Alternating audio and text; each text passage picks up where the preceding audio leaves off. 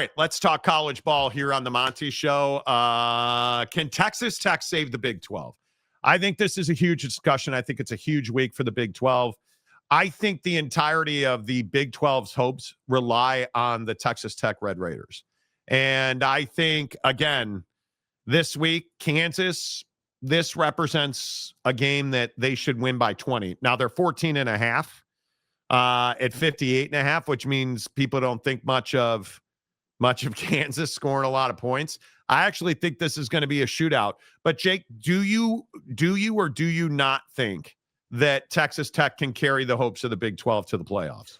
Yeah, I mean, I think that they're obviously, the top dog right now. I think that they're clearly the front runner to win the conference right now today. I'm terrified for the Big 12. If Tech runs into hurdles with the injury bug or loses games they shouldn't lose, I'm terrified because I don't really care about the conference winner getting in, right? Every conference is going to send at least one team, as we all know. What I'm terrified for is if Tech doesn't win this conference, bro, like I don't know, like that basically guarantees you're just getting one team in. I mean, like your perfect world scenario would be Tech losing in the Big 12 championship game, and then they get in and the champion gets in.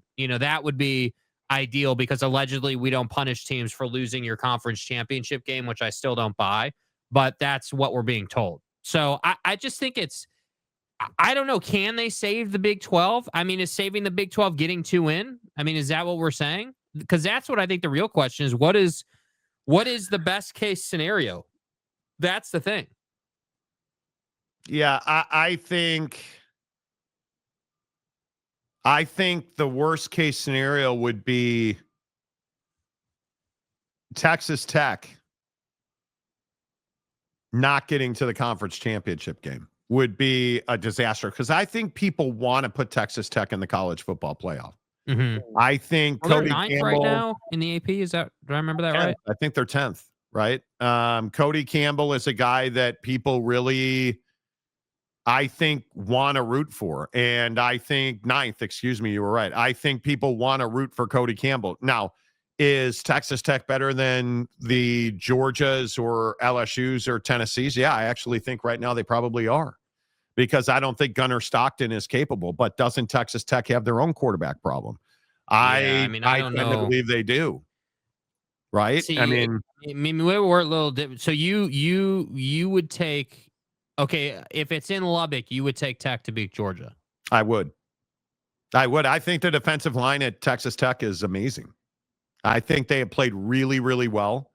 I worry they're running into some injuries at the linebacker, which makes you a little nervous. But my feeling is that I think Texas Tech can beat anybody in Lubbock. They're not. Are they Ohio State good? No. Are they Oregon? No. Are they Alabama? No. Could they give Notre Dame a run for their money? Yeah, absolutely. Yeah, see, like Notre Dame, again, I'm not even being tongue-in-cheek. Like, because Notre Dame struggles to score, Tech is in that game, right? Against one of the best teams in the country. Like, I think because Notre Dame struggles to run the ball. That's what it is. Mm-hmm. I think it's because Notre Dame chooses not to consistently give the ball to their backs who are dominant. I think it causes problems. Yeah. And CJ Carr has shown he can carry the offense, but now my biggest concern, they've gotten pass happy, but here nor there. If Tech's linebackers are healthy, they go undefeated.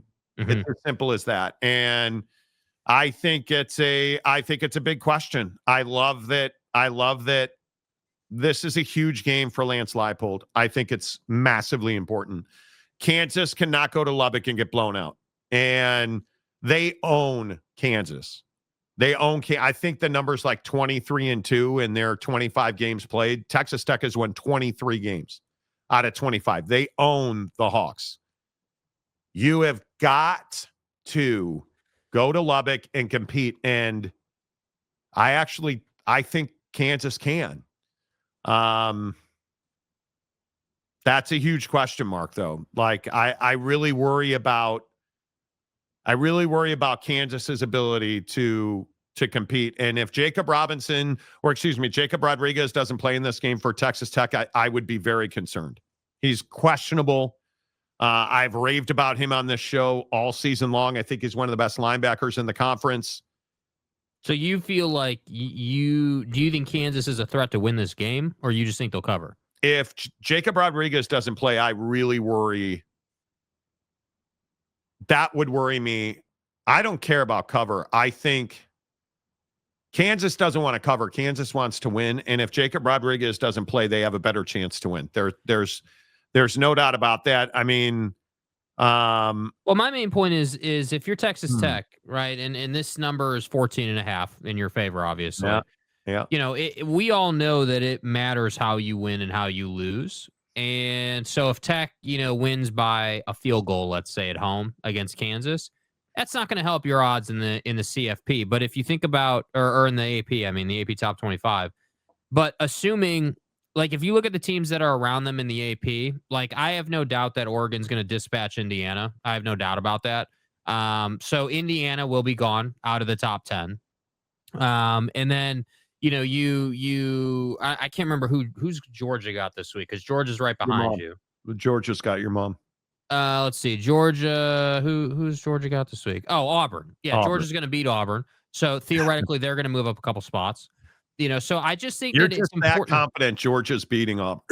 Yeah, I don't think that Auburn can hang with Georgia. I think that the Bama game showed that Gunnar Stockton is more than capable of playing good football, and the Alabama game to me showed that Georgia. That's at Jordan Hare. Yeah, I know. Yeah, it's a road game. Yeah, but I'm telling you, man, it's not. I just don't think Auburn has the horses this year, man. Like, I know that Auburn is a season record team. That's been their role in the SEC. But let's say they lose. Okay, Georgia loses. All right. Bear Bachmeier or Gunnar Stockton? Gunnar Stockton, for sure. Dude, Bear hasn't played. Who the hell has Bear Bachmeier played, bro? Okay. Who has he played? I mean, honestly, he hasn't played anybody. I mean, listen, Gunnar Stockton, the difference is that we see Gunnar Stockton, like, think of the progression. So last year, Gunnar Stockton looked really bad, right? Comes in, not that guy. Big questions. Can he develop? Okay. Starts the year, 2-0 against nobody. Marshall and Austin Paye or P or whatever. Austin. Oh my God. Austin what? P. Okay, Austin P. Cool. Who cares? Okay, great. So then you play Tennessee to the wire, 44-41, and then you lose to Bama. That's by far his game of the year. Yeah. Then you lose to Bama by one score. He was not good against Alabama. Yeah. He was not good against Alabama. Mm-hmm. He cost them the game. And he was not, I'm not going to say he was bad against Kentucky. He wasn't scintillating.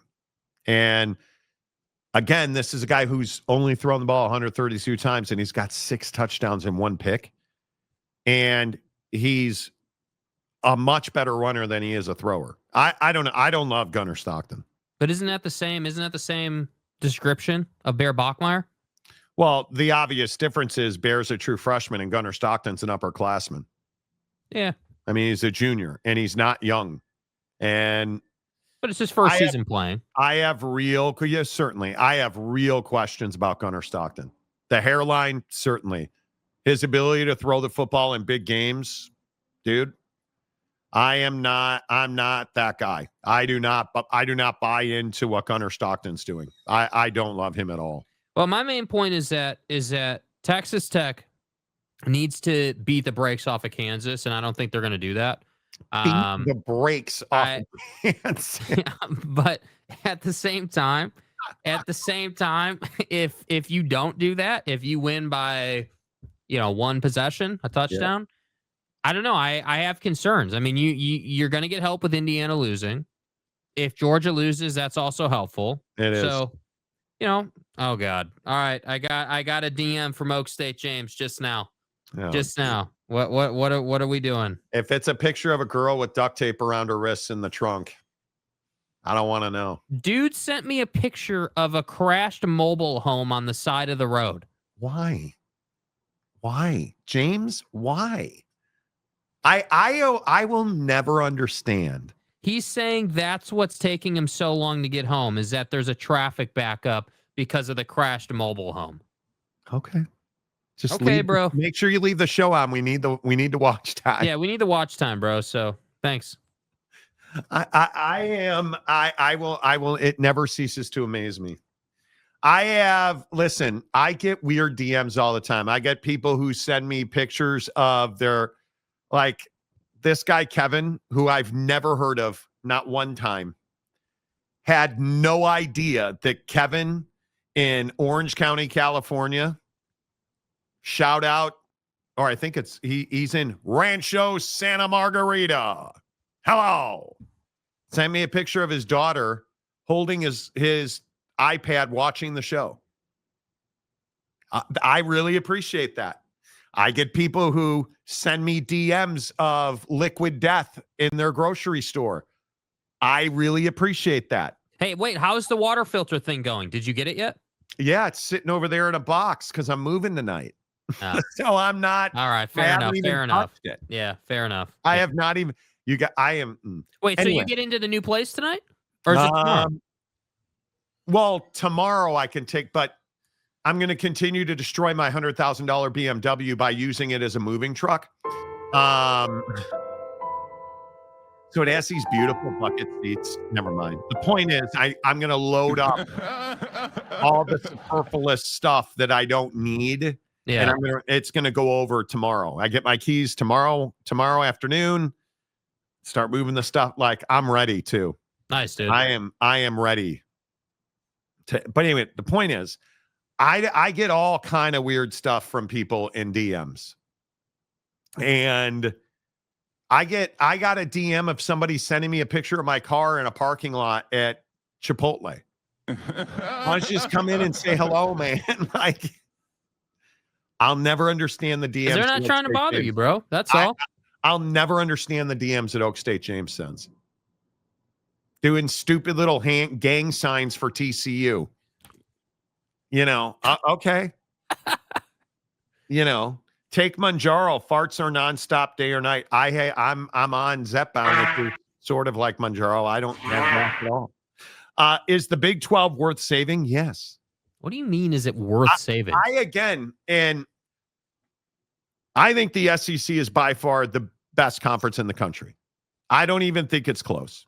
Football wise, I think it's the best conference in the country. The Big 12 second. And when we talk about things like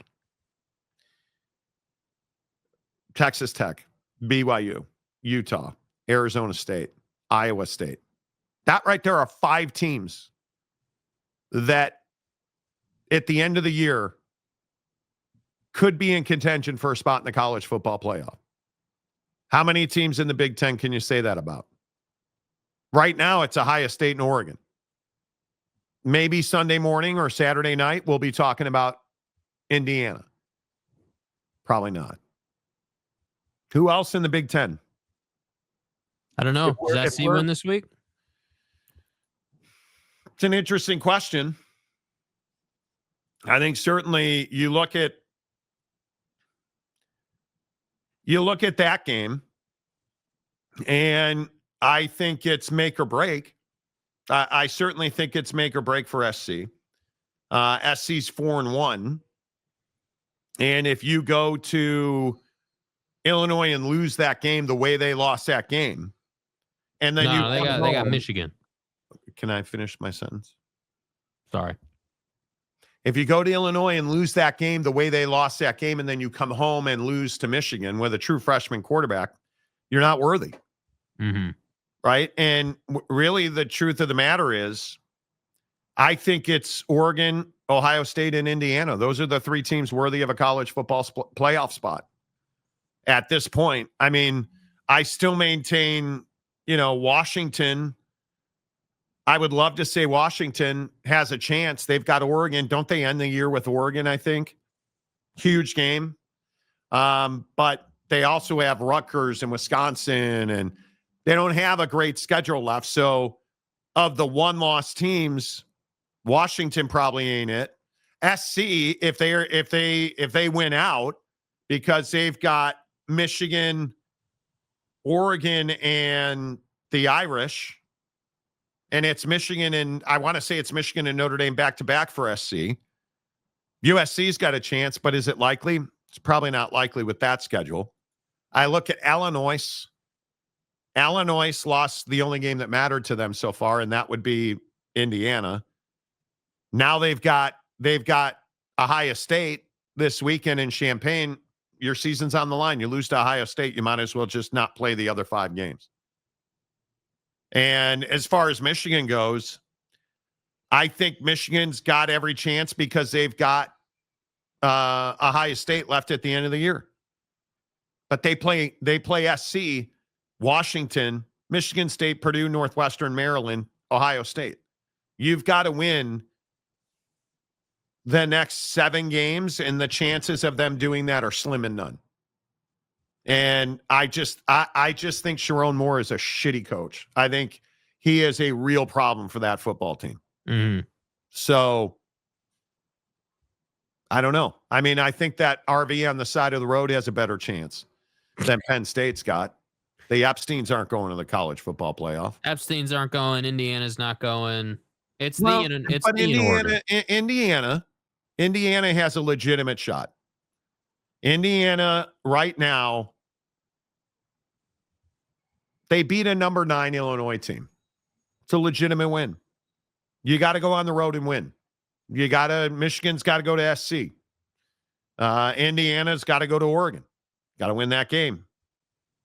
Indiana's got to go to Epstein Island. Got to win that game. Right? I mean, if you're Oregon, with all due respect, your entire season is on the line against Indiana. Because after that, you are significantly better than Rutgers, Wisconsin, Iowa, Minnesota, USC, and Washington. And I actually really think this is one of those years where Washington is legitimately good because Damon Williams is legitimately good. And I look at the way Damon's played, and I look at the way Jed Fish has turned him into, I think he's a legitimately good quarterback.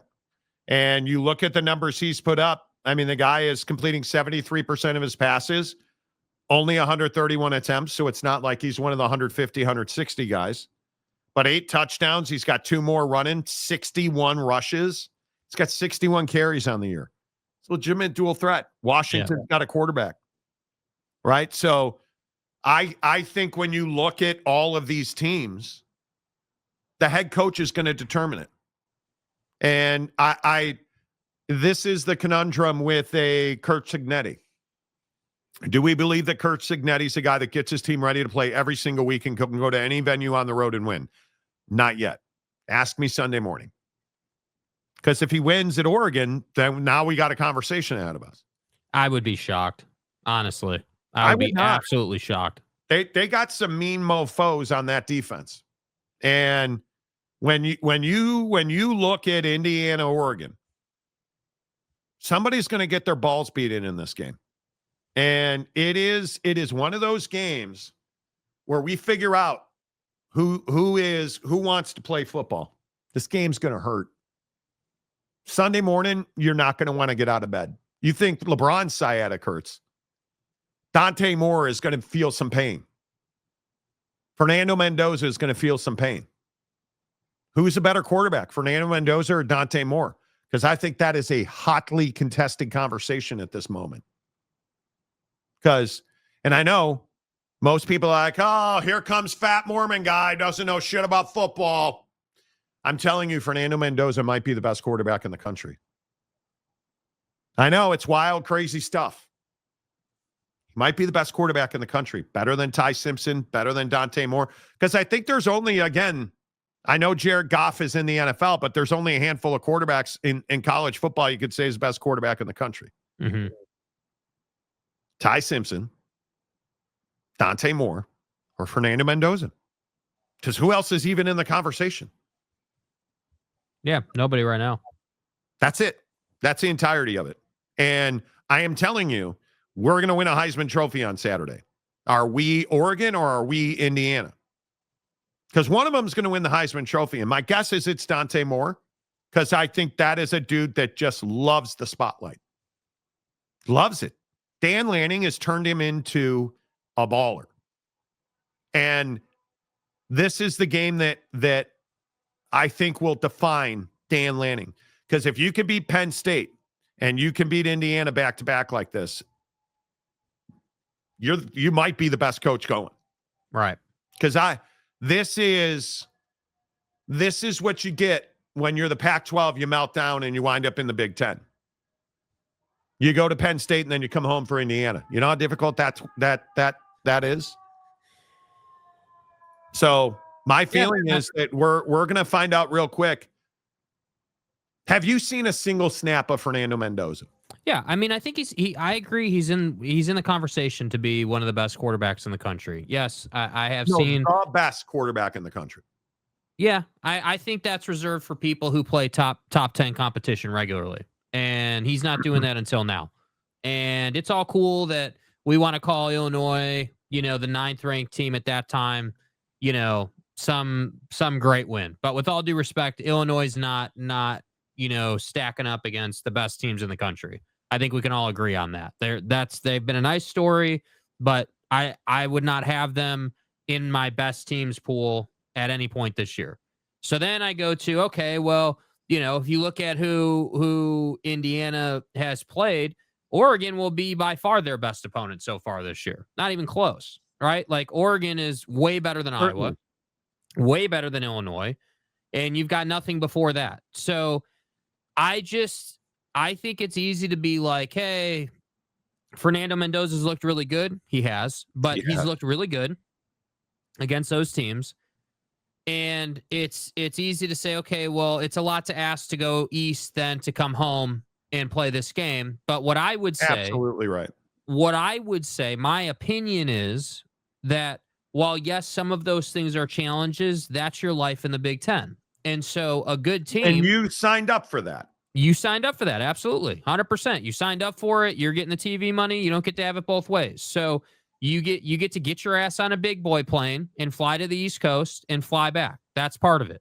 And I think that, you're right. It's going to be a physical game, but that's what they said about Penn State, dude. Everyone said that Penn State was going to kick the hell out of Oregon and Oregon wasn't going to be able to handle it. And Oregon was outclassed physically. Certainly. And I just think that when it comes down to it, it's not that Oregon's more talented than you. It's not that they're just wildly better than you are, because that wasn't the case against Penn State. They weren't wildly better than Penn State. I would agree. They won that game because they had more heart, because they made plays when they needed to, and because most of all, they were prepared for the environment. But here's the thing, and when I look at the numbers on this game, there's one thing that massively favors Indiana. Oregon doesn't rush the passer at all. Like they don't have a pass rusher.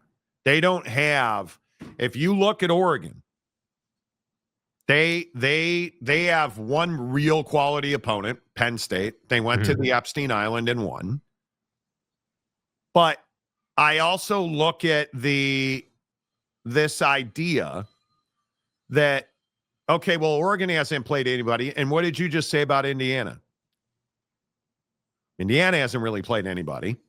And they really haven't played anybody, right? But my question is, after UCLA, was Oregon the team that exposed Penn State, or did they just destroy Penn State to the point where they couldn't go to LA and win? Well, I mean, I think if you listen to James Franklin, he said they didn't respond well to that loss, and I'm inclined to think that there was a ton of pressure on Penn State as it was their whiteout game and, their first legit game of the season. So, I mean, it could be a little bit of both, but I think that, what we can say, like on the pass rush front, that's a great point. But I would also bring up the fact that Oregon hasn't had a need to pass rush yet, right? I mean, you look at what they tried to do against Penn State and look at when they got burned, right? They got burned over the top late in the game when they did try to send some pressure. right? And they didn't get home. And so you leave Fernando Mendoza untouched. well, that's my point though, is that he's a guy that you need to send pressure to, right? Like he would be. Fernando Mendoza is better than Drew Aller. Like, I don't care what anyone's got to say. He is more capable, better thrower, better instinctually, in my opinion. Like, I just think that you're talking about Japo shitbox James's Civic versus Ferrari. Yeah.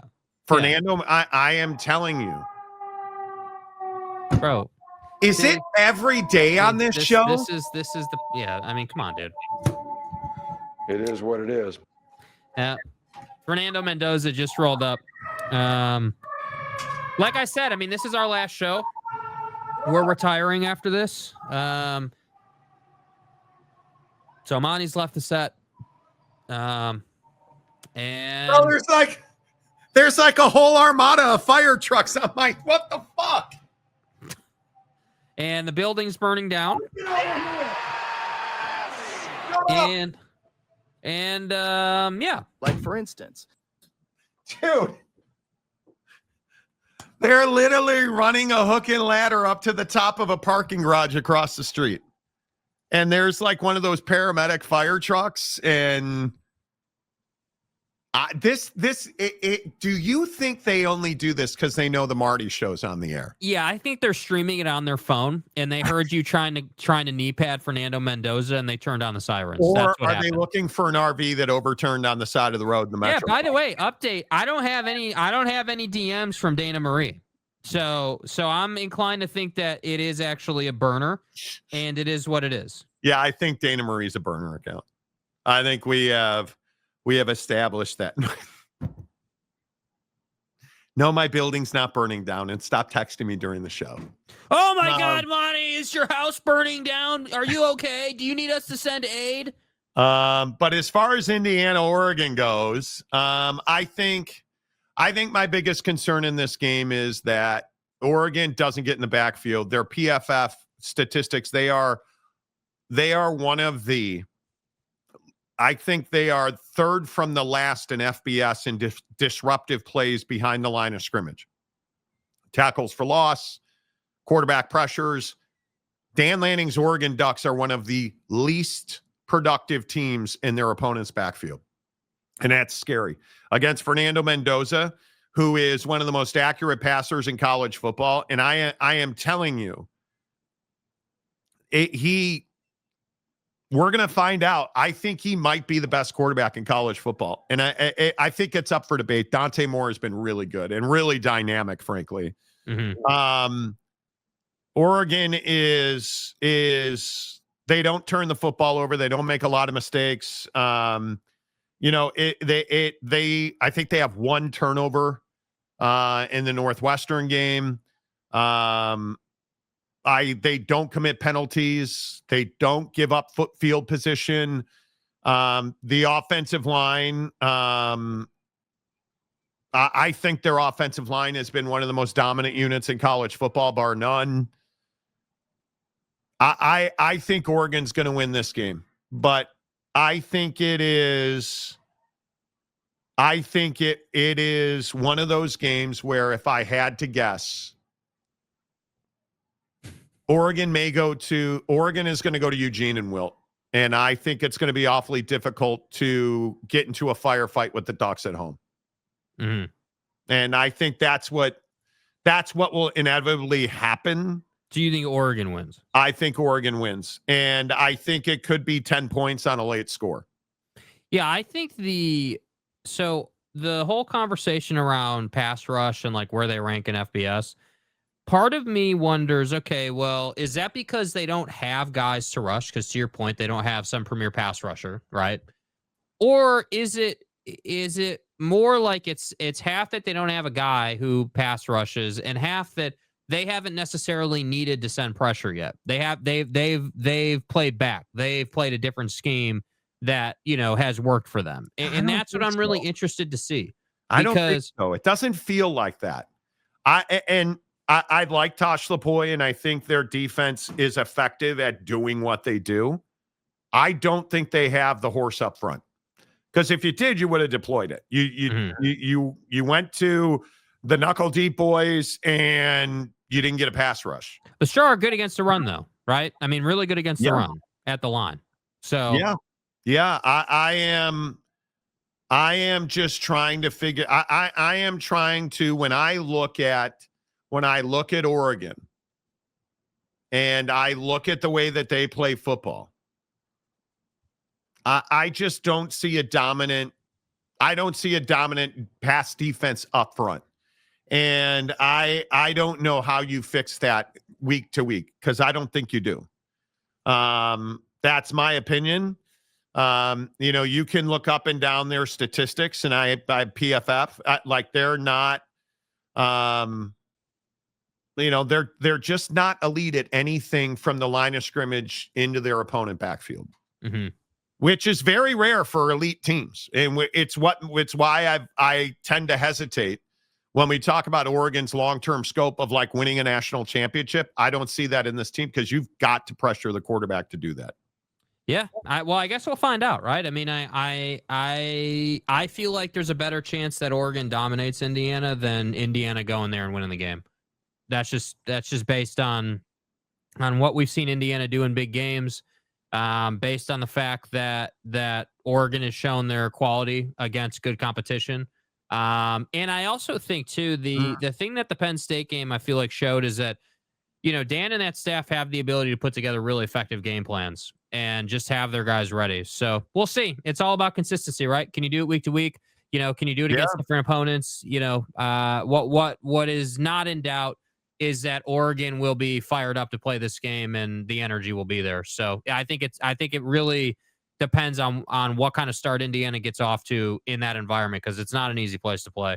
Yeah, and I think obviously the thing that makes a difference there is you're loaded on guys with experience. What did they rank? I mean, I think they brought four players that rank in the top 10 at their position. In the preseason. I mean, they bring back a lot of key contributors. Like, they're experienced, right? And you add guys like, Taven Jackson from UCF. You add guys like Jameer Johnson, Donovan McCauley. Like, you're adding guys from other programs who have experience. So they're really good. And again, I think Fernando Mendoza, I'll give him credit in that he's taken much better care of the football than he has historically. Is that going to be enough? He hasn't been sacked much this year, which had been a real Achilles for him. And Oregon's not going to get to the quarterback. I think it's going to be a really close game. Yeah. I think it is going to be a really close game, and I am not at all comfortable saying that Oregon's going to win this game, because I'm not convinced that they will. I think if the season ended today, they'd be one of the four teams with a first round bye. I think right now up to that point, they're really good.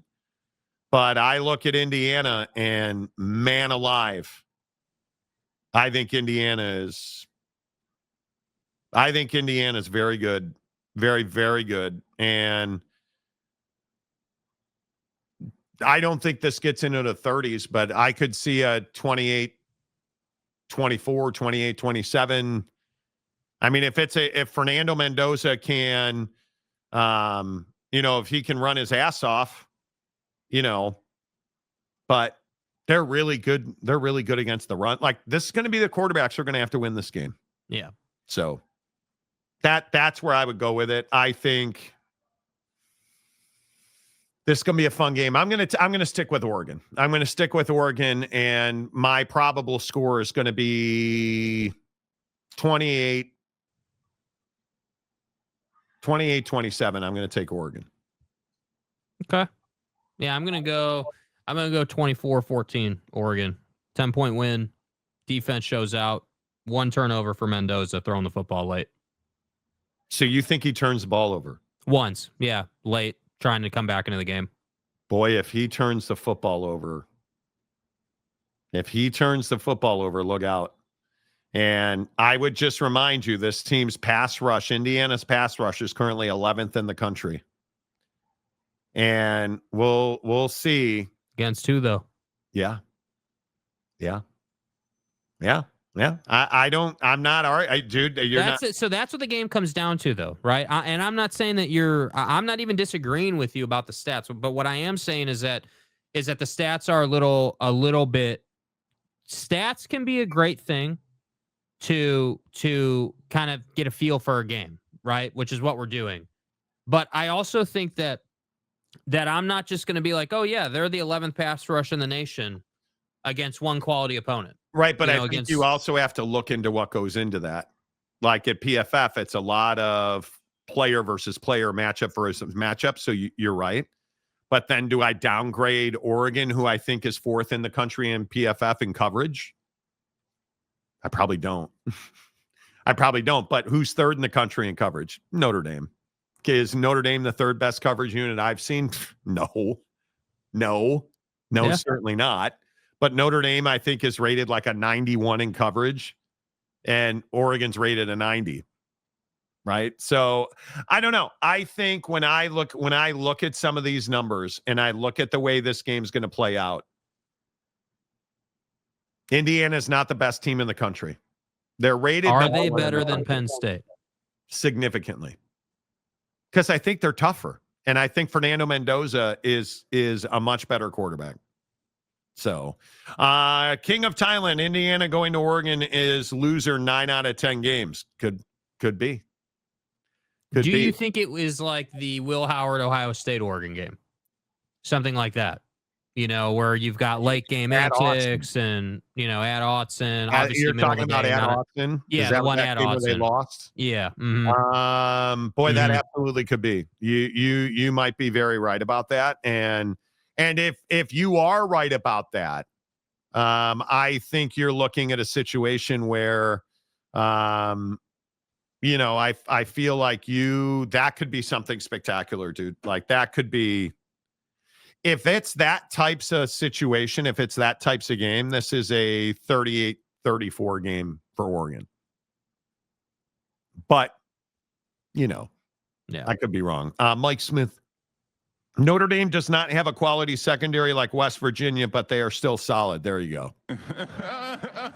I think it would be pretty wild if Indiana did pull it off. I think they would finally get respect. I think they would. You beat Oregon at Oregon. That's a good win. UW fan Jim, hello. Can we just count the 4th quarter stats from the Dogs versus Maryland last week? How good is Washington? Because I think this is a really interesting.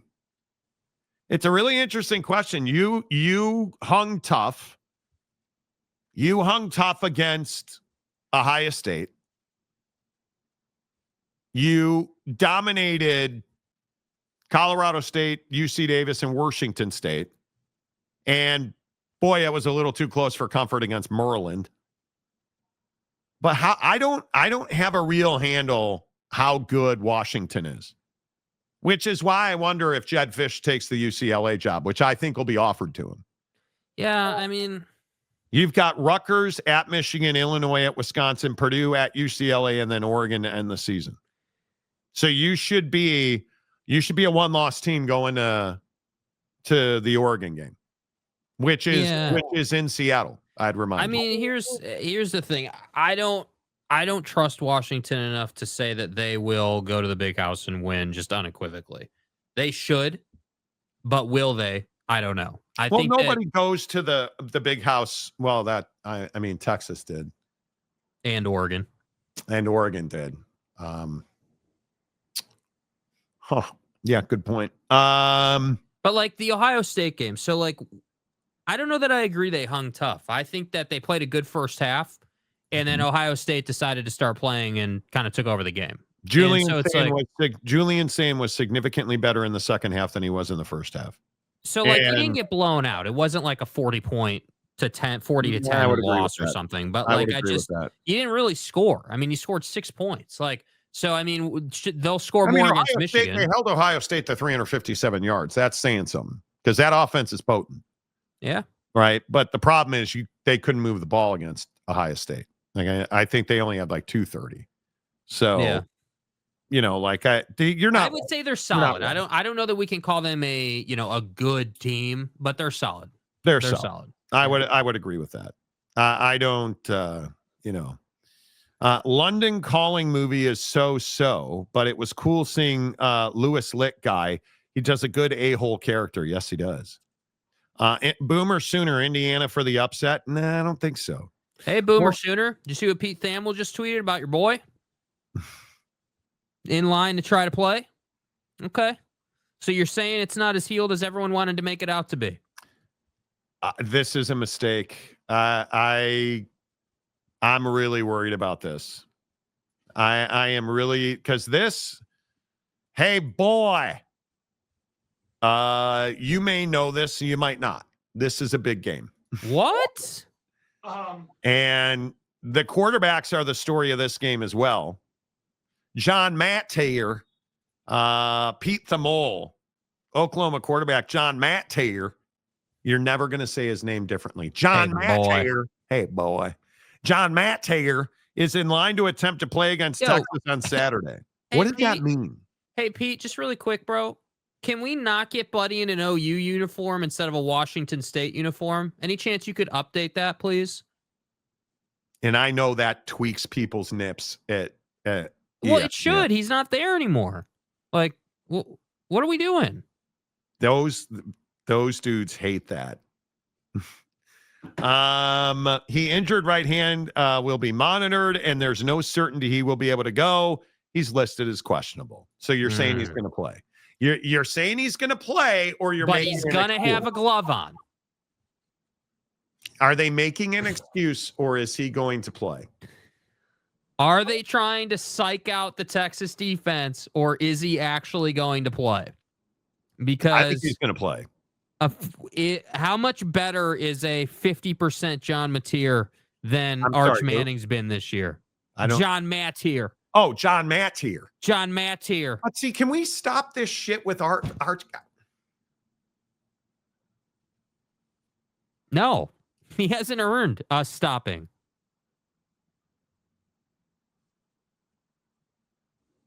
Say you're sorry. No, I'm not. Your boy needs to play well in this game.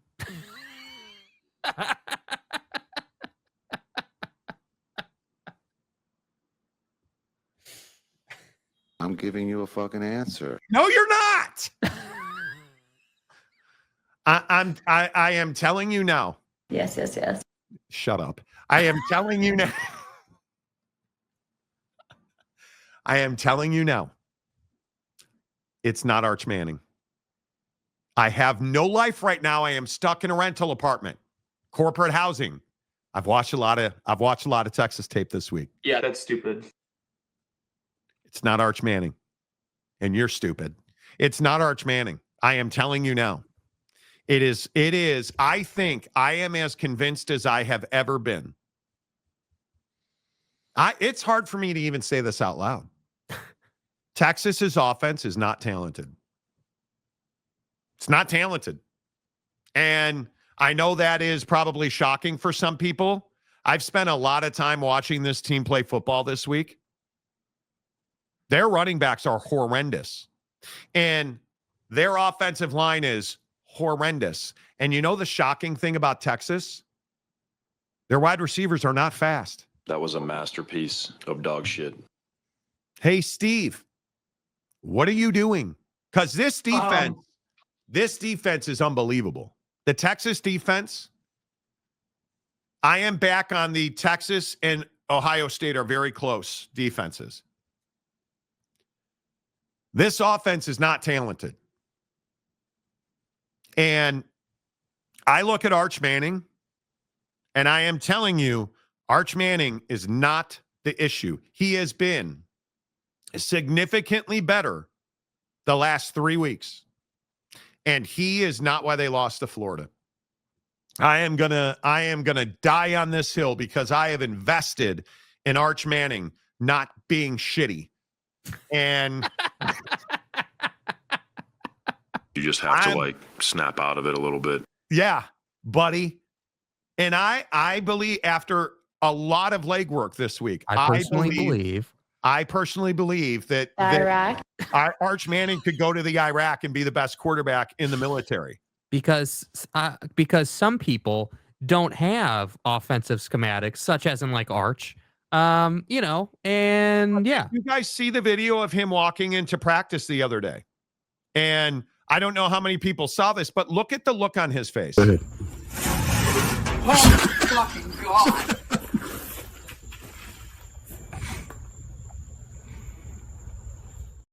Look at the look on his face. That's what he's dealing with. That's what it's like to have a really bad offensive line. Running backs who can't, their running backs, you guys, are so bad at diagnosing the cutback. They're really bad. You watch. What are hallmarks of bad running backs? Constantly bouncing it outside. What are terrible at block? Terrible at pass pro. What do their running backs try to do? Oh, I'm going to try and run it. I'm going to try and run it right where the slot receiver lives. Can't do that because the play is not designed. And how many times this year have I said this? And I feel like I'm just being redundant. I promise you I am not. Yes, how many times has Arch Manning in the last 3 weeks run a play off script? I think it's one time. How many times has the running back hit the hole that it was designed to go through? Now, I don't know that it might be 5 times in 3 weeks. Because looking back at the play action against Florida, you know what's shocking? The Florida linebackers, I couldn't find a single play action pass where the Florida linebackers bit on the running back. And I looked right for it. I can't find a single play action formation, a play action schematic where Arch faked the handoff and the linebacker sucked up, where Arch faked the handoff and the linebacker on the weak side tried to step into the B gap, which happens a lot in college football. That did not happen one single time. You know what happened repeatedly? The right guard and the center got beat in the A gap repeatedly by Florida's defensive tackle. Repeatedly. The running back missed the chip block repeatedly. On that highlight where Arch makes a terrible throw that bounces into the running back that everybody was picking on him for, you understand the running back whiffed on the chip block and Arch got popped. And that's why the throw was bad. But nobody talks about that. They talk about how Arch can't throw the ball. I am telling you, Arch Manning is still the same guy we all said he was in July. And I actually think he hasn't played that bad. He has not played that bad. And he was not even a top 5 reason they lost to Florida. They're not talented. Their skill positions are really not talented. And Steve Sarkisian is having to call plays to try and handicap that. And it ain't working. And if John Matt plays, OU wins this game because their defense is significantly better than Texas's offense. Mm-hmm. I'll die on this hill. It is not Arch Manning that's a problem in Austin. Yeah. We'll see. I mean, certainly is not the only problem. I John think everyone Matt can agree on that. John Matt Taylor. Yeah. Arch is not the problem in Austin, boys. I am telling you, he's not the problem. And I think when you look at the elite quarterbacks, what has Oregon done really well for Dante Moore? Time and space. What is Ohio State done really well for Julian Sand? Time and space. Guys throwing a lot of clean footballs. CJ Carr, time and space. Why is Notre Dame running the ball much better now? Well, because their offensive line is now actually finishing and sealing. Time and space. You look at the quarterbacks that are seeing real success as first time starters. Why is Fernando Mendoza so lethally accurate? Because he's not getting touched. Why is Arch Manning struggling so mightily? And it makes a lot more sense now when you look at how off script and out of the pocket he was. Because his offensive line sucks and they can't run the ball. It's wild when and I encourage you, go look at just highlights and don't watch Arch Manning. Go pull up Arch Manning highlights and do not watch Arch Manning. Watch the blocking of the running back and the offensive line. And it'll jump off the screen at you. As soon as you start watching football differently and you start seeing, well, how do I evaluate the quarterback? Well, the first thing you do is you don't watch the quarterback. Mm-hmm. Especially on the bad throws. What happened is the quarterback why does Drew Aller throw interceptions? Well, because he's not a good thrower of the football. He's got pocket and space and he's rolling. He just makes bad throws. Why is Arch Manning throwing interceptions? Because he's getting hit at the top of his release. So what doesn't happen? This part doesn't happen cleanly. I'm telling you, go watch Texas highlights and don't watch Arch Manning. And it'll jump off the screen to you.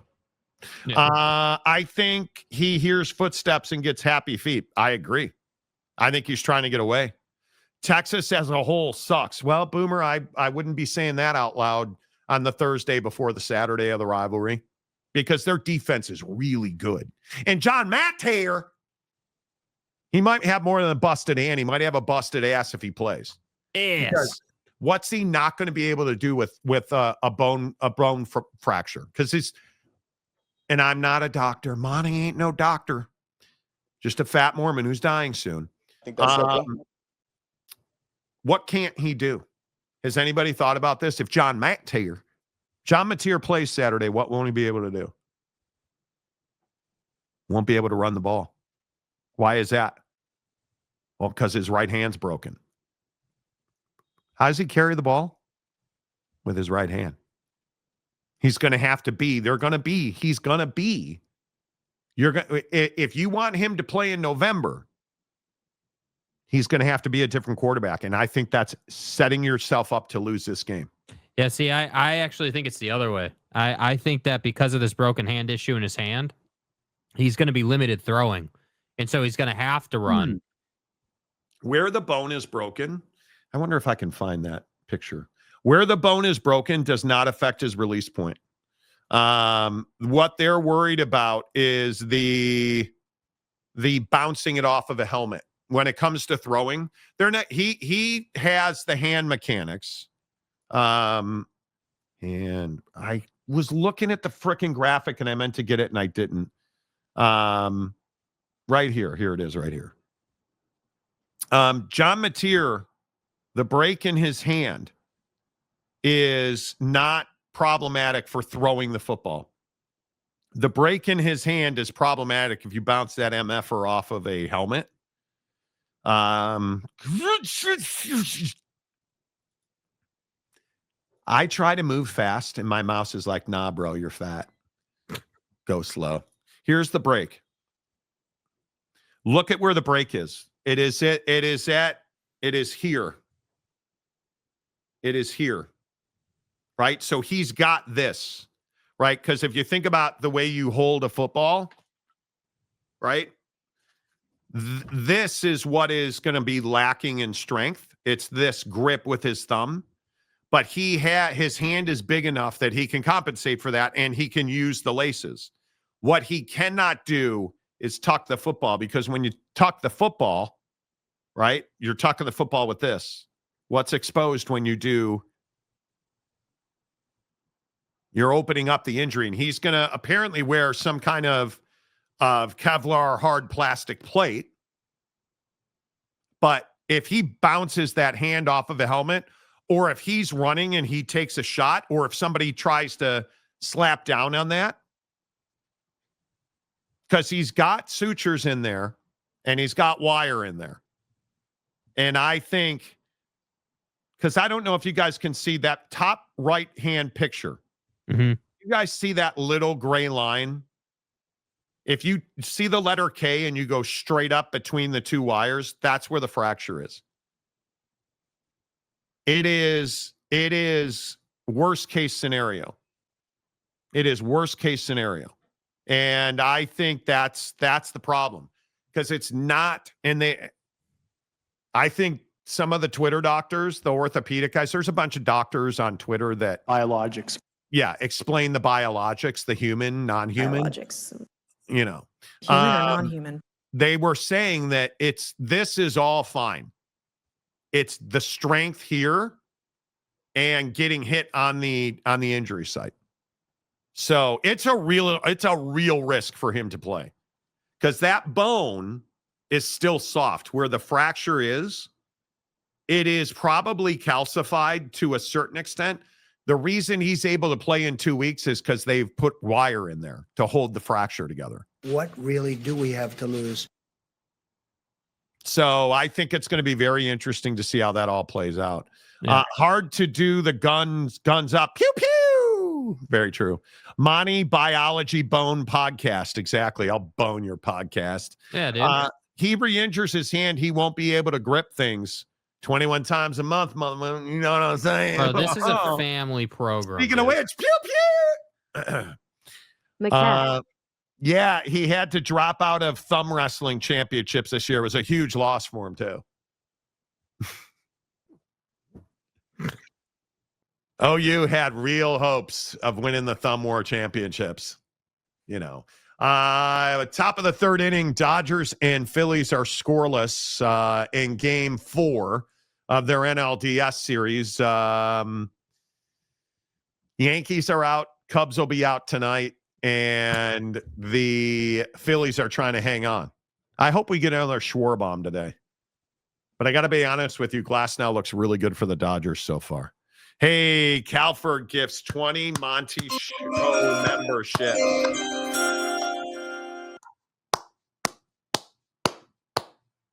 It's always good to see you, Calford. How about Stanford getting a gajillion-dollar gift? 50 mil, bruh. 50 milli, you guys. Stanford got $50 million for the football department. Jake, oh, I'm sorry. Did I wake you up there, Jake? Yeah, it's been a long week. I said Stanford football, and you automatically went to bed. Yeah, I mean, I don't know why we're talking about a program that doesn't win anything. So, ooh. Yeah. E-commerce wins are always fun. Let's go, baby. Does Stanford get competitive with $50 million? Yeah, I think they do. Yeah, I think that's enough. You think Andrew Luck's the dude? Yeah, I think he knows what he's doing. I think he understands it. I think he's young enough to understand it. I think he can resonate with players. I think he can really help them in recruiting. So yeah, I mean, I think 50 mil definitely helps. No question about it.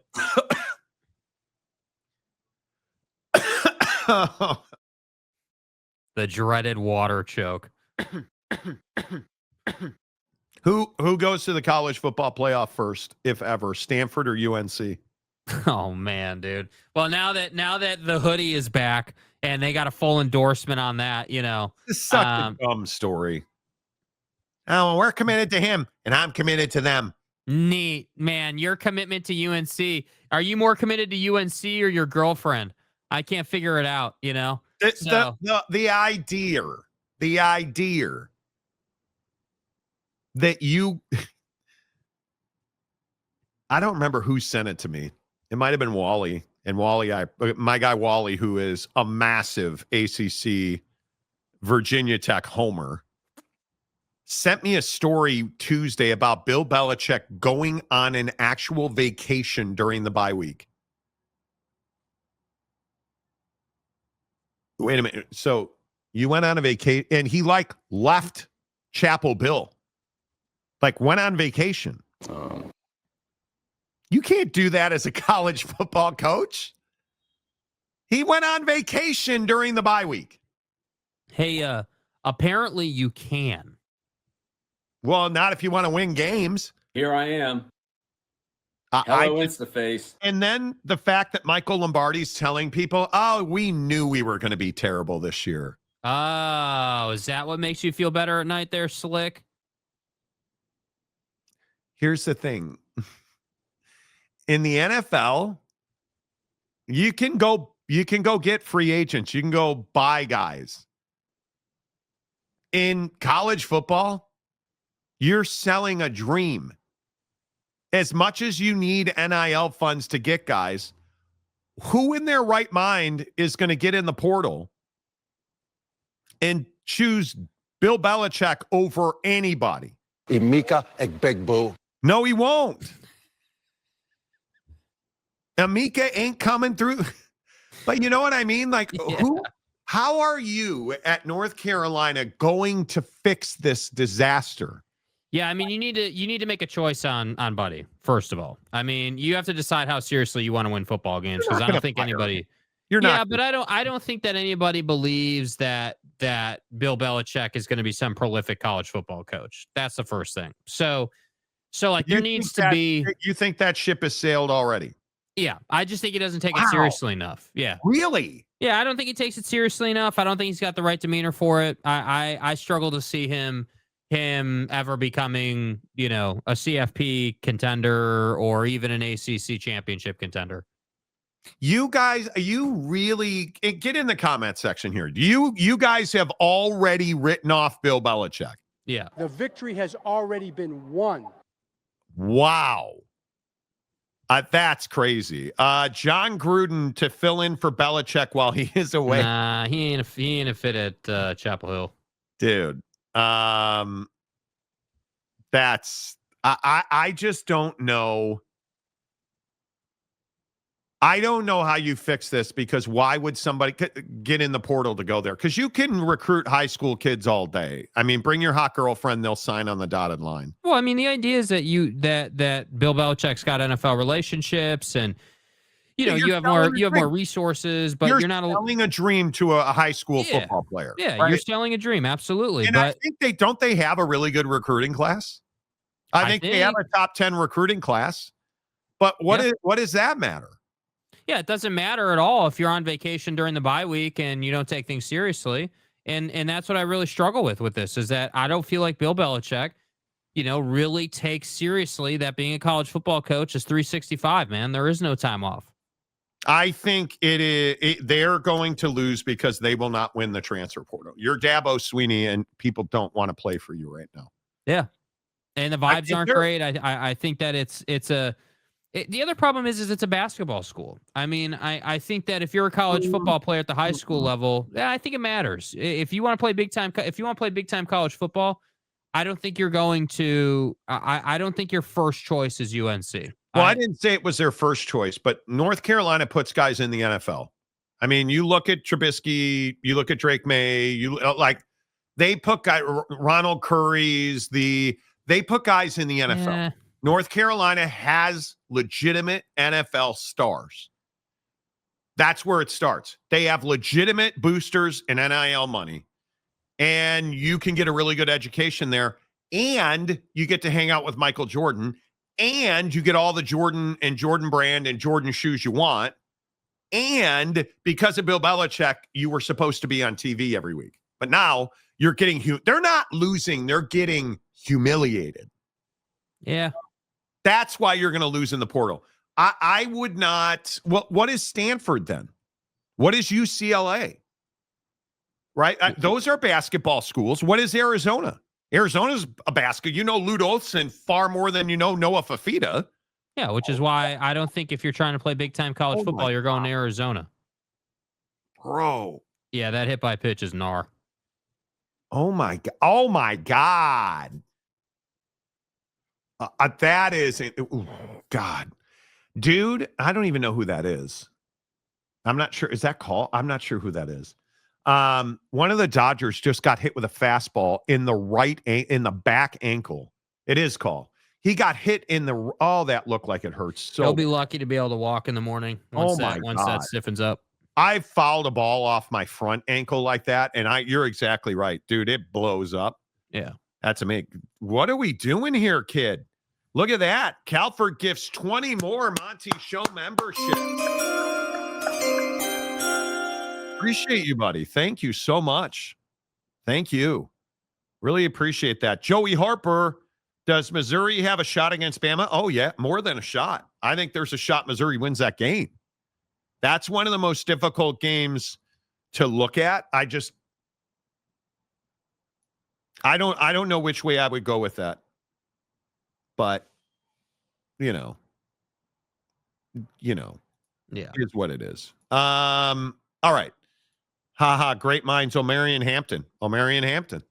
Yeah, but I Absolutely. just Hampton. Yeah. Bill needs to break because Buddha has undermined him at every turn, and that's who Bubba Cunningham. I said Buddha.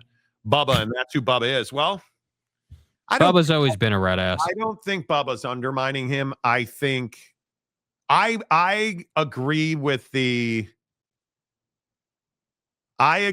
people who are reporting that there's a significant divide in that athletic department over Belichick.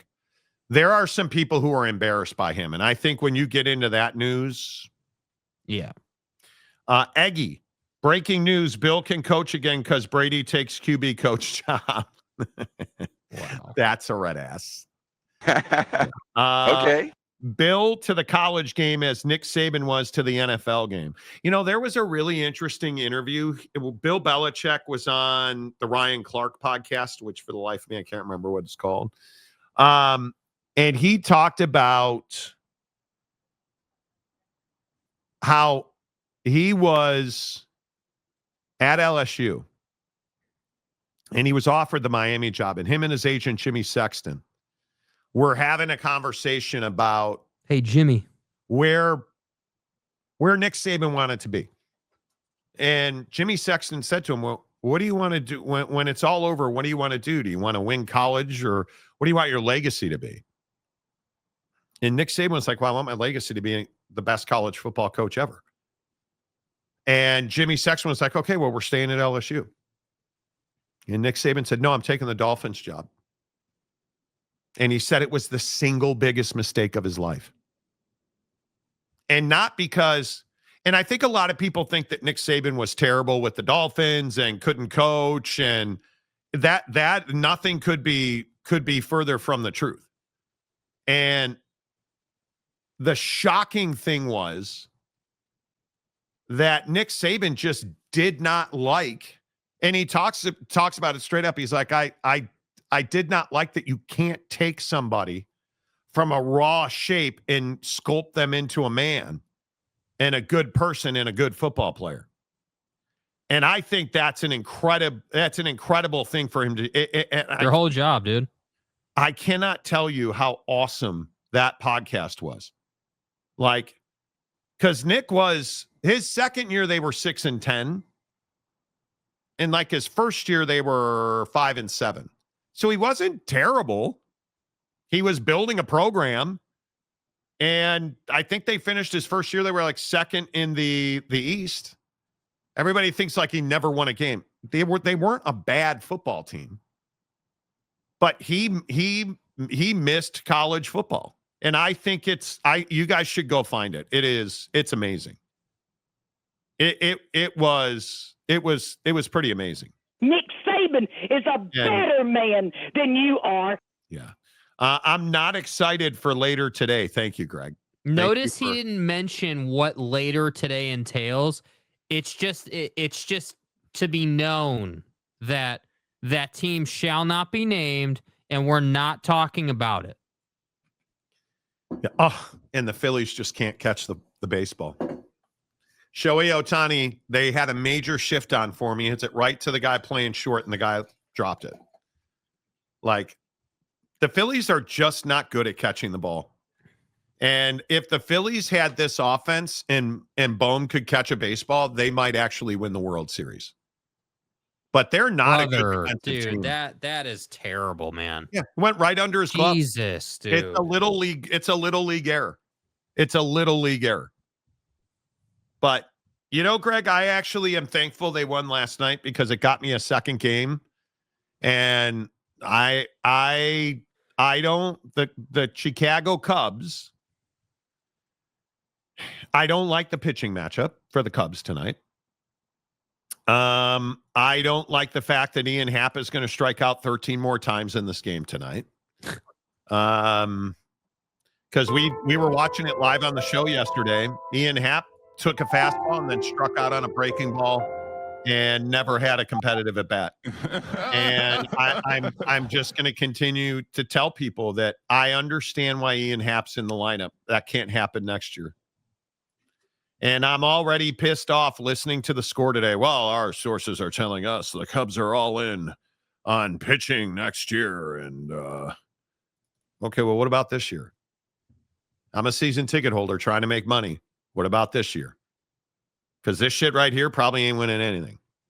Right? And Matt Shaw just has not shown up in the playoffs. Dude, how is right? Yeah, I hate this lineup. Ian Happ right in the middle of the lineup. Why is and I understand the PCA is struggling. Why would you not flip Ian Happ in PCA? I'd much rather have Ian Happ hit behind Seiya and see fastballs because PCA see fastballs. Ian Happ's not hitting fastballs. But we don't have anybody else to play third base. We essentially don't have anybody else to play left field. And I don't even mind Matthew Boyd. He had a great year. He's earned the opportunity. He's shown you he can produce. But at least Michael Busch is in the lineup. Right? At least.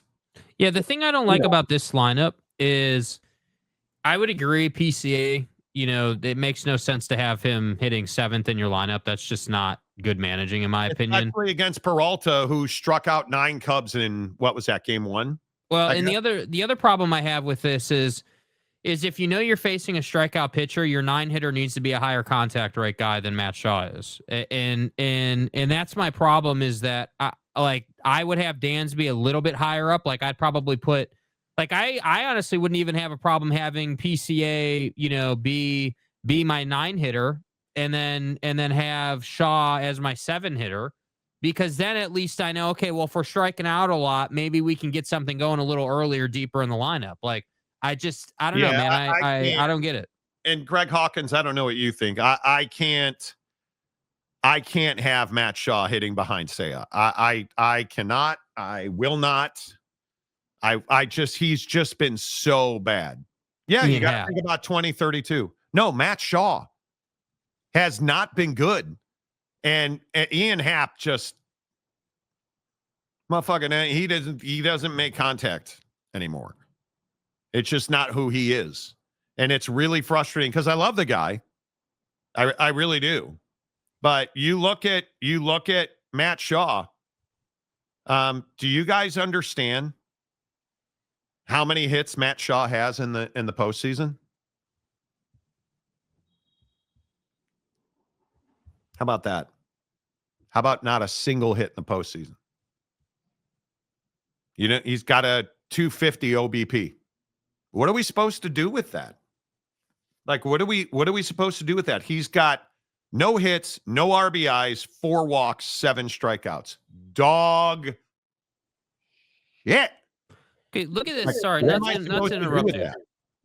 Not to interrupt you. Look at this comment we just got out of this cat. I've never even heard of this guy, and somehow he's a member. This Eggy guy, this last comment we got, talking about this YouTube TV situation. Yeah.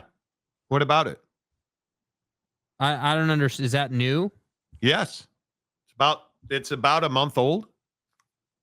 Yeah. I mean, I thought everybody knew about that. Clearly not. It's the latency control is what he's talking about, Eggy. And I appreciate you bringing that up, dude.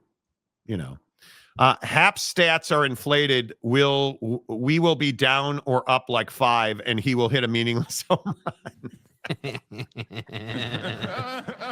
God, you are such my spirit animal, Greg Hawkins.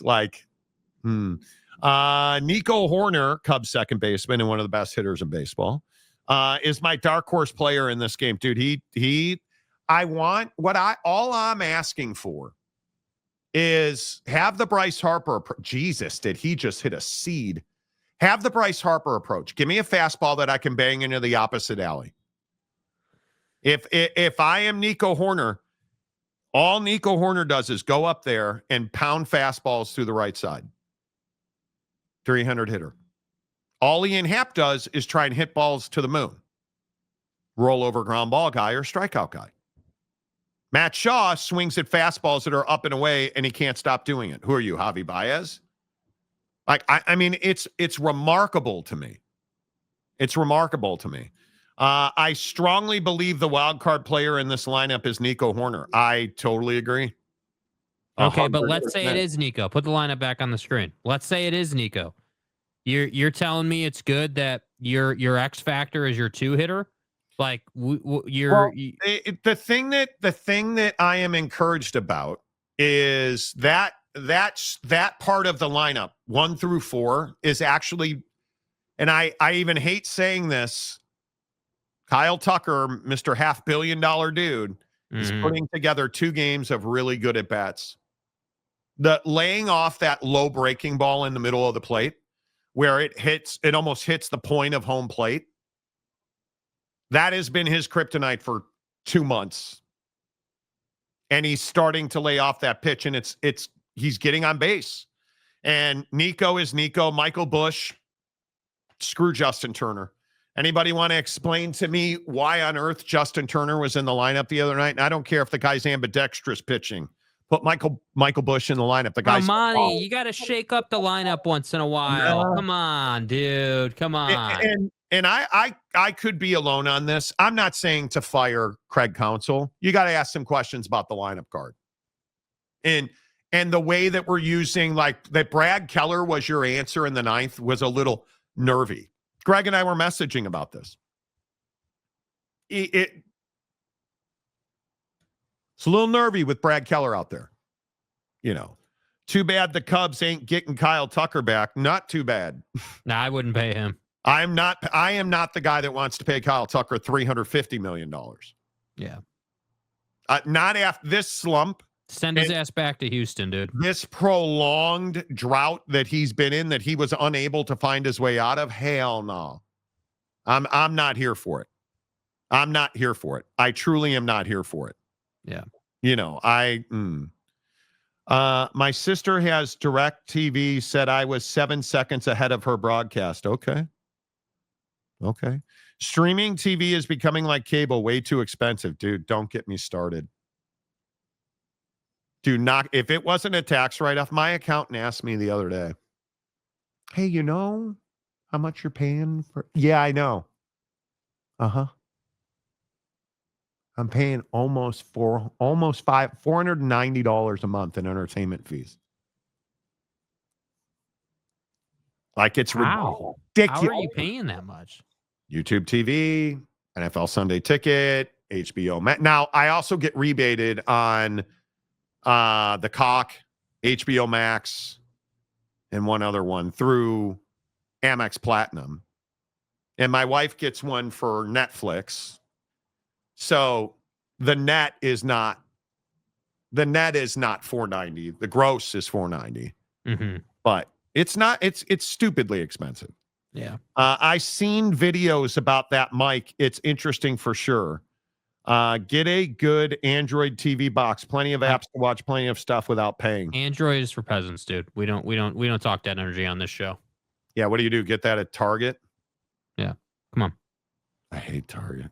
Right now, YouTube has a great selection of free movies. Oh, absolutely it does. Guy Ritchie's way underrated. Dude, The Covenant's a gnarly-ass movie, though. It's way underrated. He's way underrated. I'm telling you, let's Diddy Party when Hardy's on TV, or Diddy Party when Hardy's on TV. Ooh. Eric Wasikowski, you should probably turn the show off. A federal judge has granted a temporary restraining order blocking Donald Trump's deployment of National Guard troops in the state of Illinois. Okay, Robert, what is fucking King of Thailand? What are you sending me on X? Oh, God. I got a notification from NBC News. Bro, you are a savage. I just got a notification from NBC News that this Donald Trump thing was happening. So naturally, I go and hit the notification, and it takes me to my notifications, and well, the King of Thailand has decided to choose violence this afternoon. This is uncalled for. This is uncalled for. I don't need a macaque taking a leak on the floor. Macaque. Bro, what is this?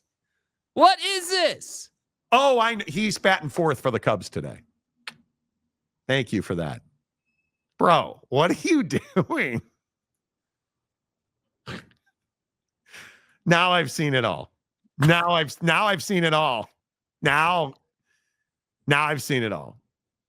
Now I've seen it all. Did anyone see the Stephen Miller interview where he said something and realized it and totally glitched out? Yeah, his brain locked up. That guy's a weird dude. Yeah. He's a weird dude. That's who owns Dana Marie's burner account. Hey, anybody seen that picture of Dana Marie? Yeah, I got it right here, dude. Macaque. Only the king of Thailand sends me. Macaque. Hey, look, everybody. We got inside look in the locker room. Nope, not doing it. Mike Smith, did you see Gaza peace breakout? No, we haven't seen any peace breakout today because they're shooting each other on the Gaza Strip today. No peace breaking out. I already read that one. Don't you get deals through phone plan providers? Some of us do. Some of us do. Fight on Natties. I have Spectrum Cable. I have a premium platinum package. I get all favorite home team games at home or away in every single penny channel for $225 a month. Okay. That works. I'm so sick and tired of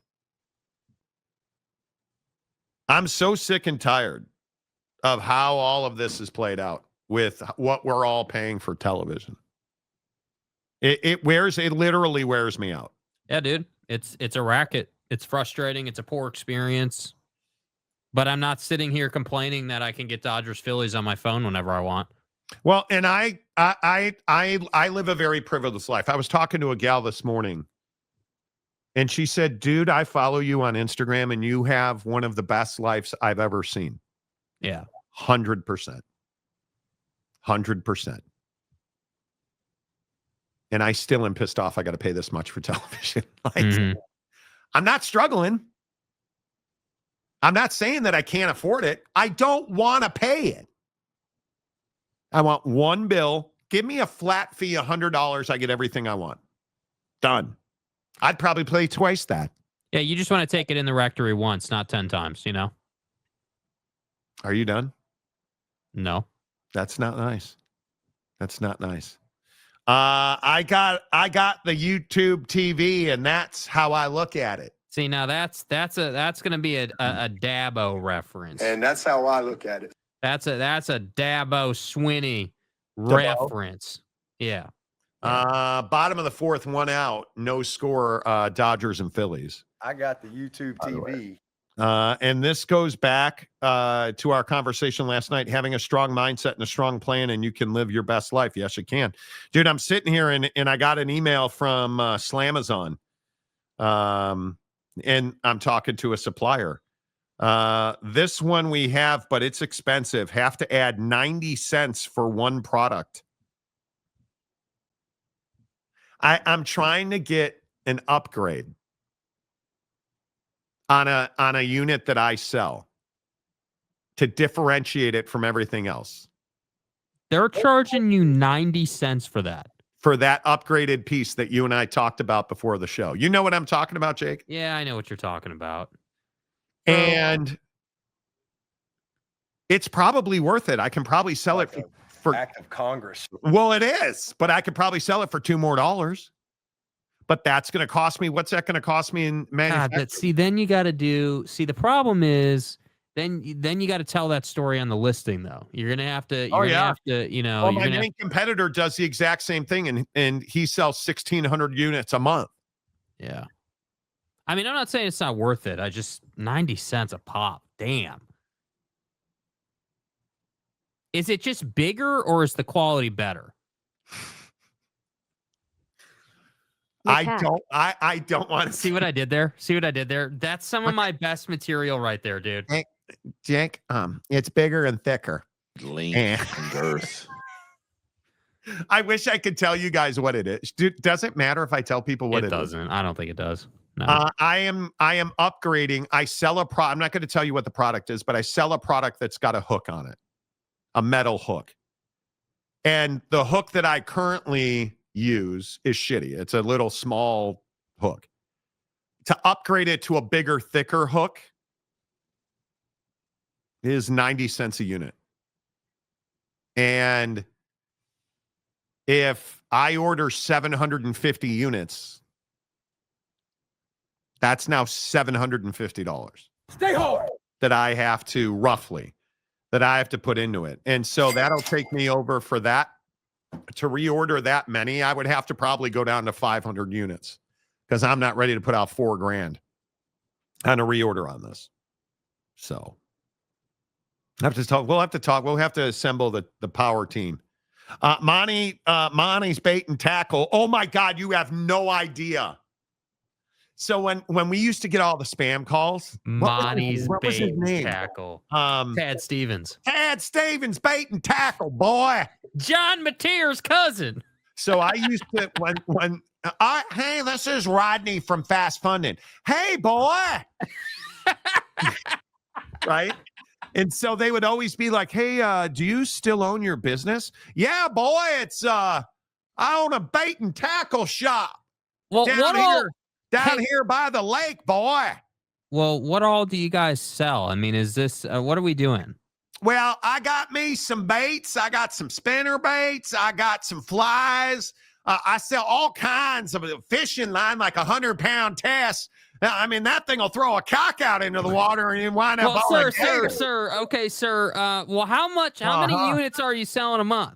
Well, I got to tell you, see, it depends on if we're talking about that pickle spinner, because that thing's got this metallic green paint on it that when you put it in the water, them bass fishes. I don't know if you're a fisherman yourself, my guy. No, not particularly, bro. You're one of those city slickers and shit. But the point is, you put one of them in the water, and those bass just attack that thing like, I mean, it's kind of linguist and stuff. But anyway, the point is over here at Tad Stevens Bait and Tackle. You know, I must have like 70. Hello? Like it was, bro, every time. And Gumby, I am not kidding you. It was Tad Stevens Bait and Tackle. Hey, boy.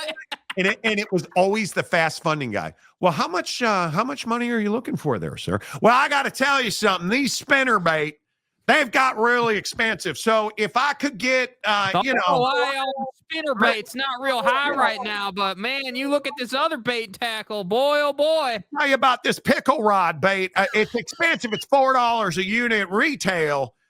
For like $7, but for me, if I could get a $250,000, if you guys could wire me $250,000, I think I could put some pickle cock rod on this shelf like tomorrow. Well, Tad, what kind of business credit do you have at this time? What do you mean business? Are you talking about like what kind of numbers I'm doing? Yeah, are you doing millions or what are we doing here? Yeah, we did 4.7 million in the second quarter last year, but again, that was without the pickle cock because we just couldn't afford that at the time. Okay, so the pickle cock is really going to upgrade you. Shut up a minute, boy. Let me tell you something about your fast funding bullshit. Where were you when I needed to stock another Ranger fishing ski for the Bass Down Below tournament last year? I was stuck in that little penguin boat that sank. And me and Riley, we lost a cooler full of Coors Light that night. Well, do you need some funding for your boat? Never got that. But I don't even really care about the boat, boy. I want the Coors Light. Because when you got Sheena coming over here and she's trying to bedunk that dunk, and you got to find a way to take yourself out of that experience. You got to find that altered universe. But you wouldn't understand that. You're over there on Wall Street. I'm down here at the lake, boy. And they'd be like, okay, well, I can email you an application. I don't got no email, boy. Okay, what's your email address? TadStevensBaitandTackle.com/ you're a fucking idiot for still being on the phone, boy. Like, that's how the call would end.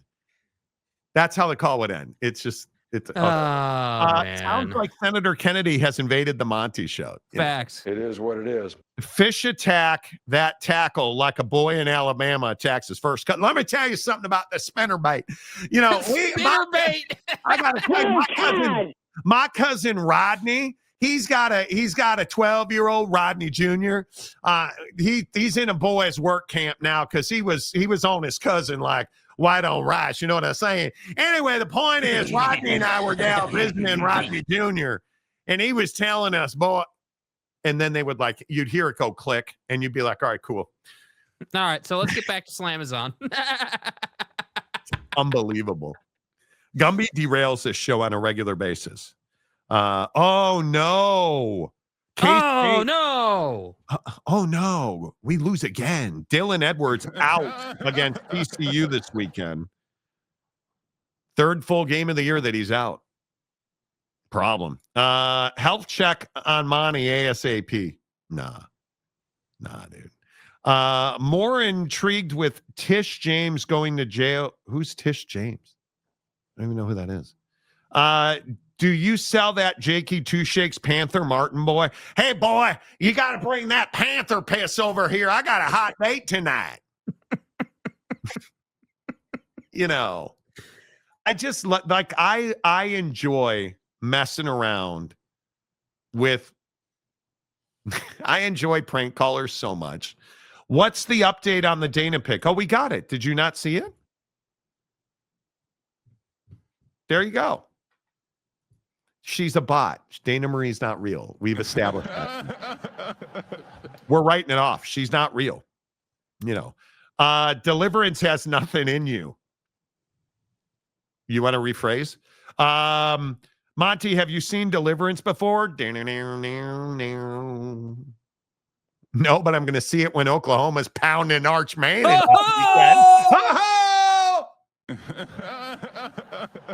Oh man. Do you guys think they're going to kick me out of this building? There's people down on the patio laughing and looking because there's a patio, a party deck. Hi. They're like,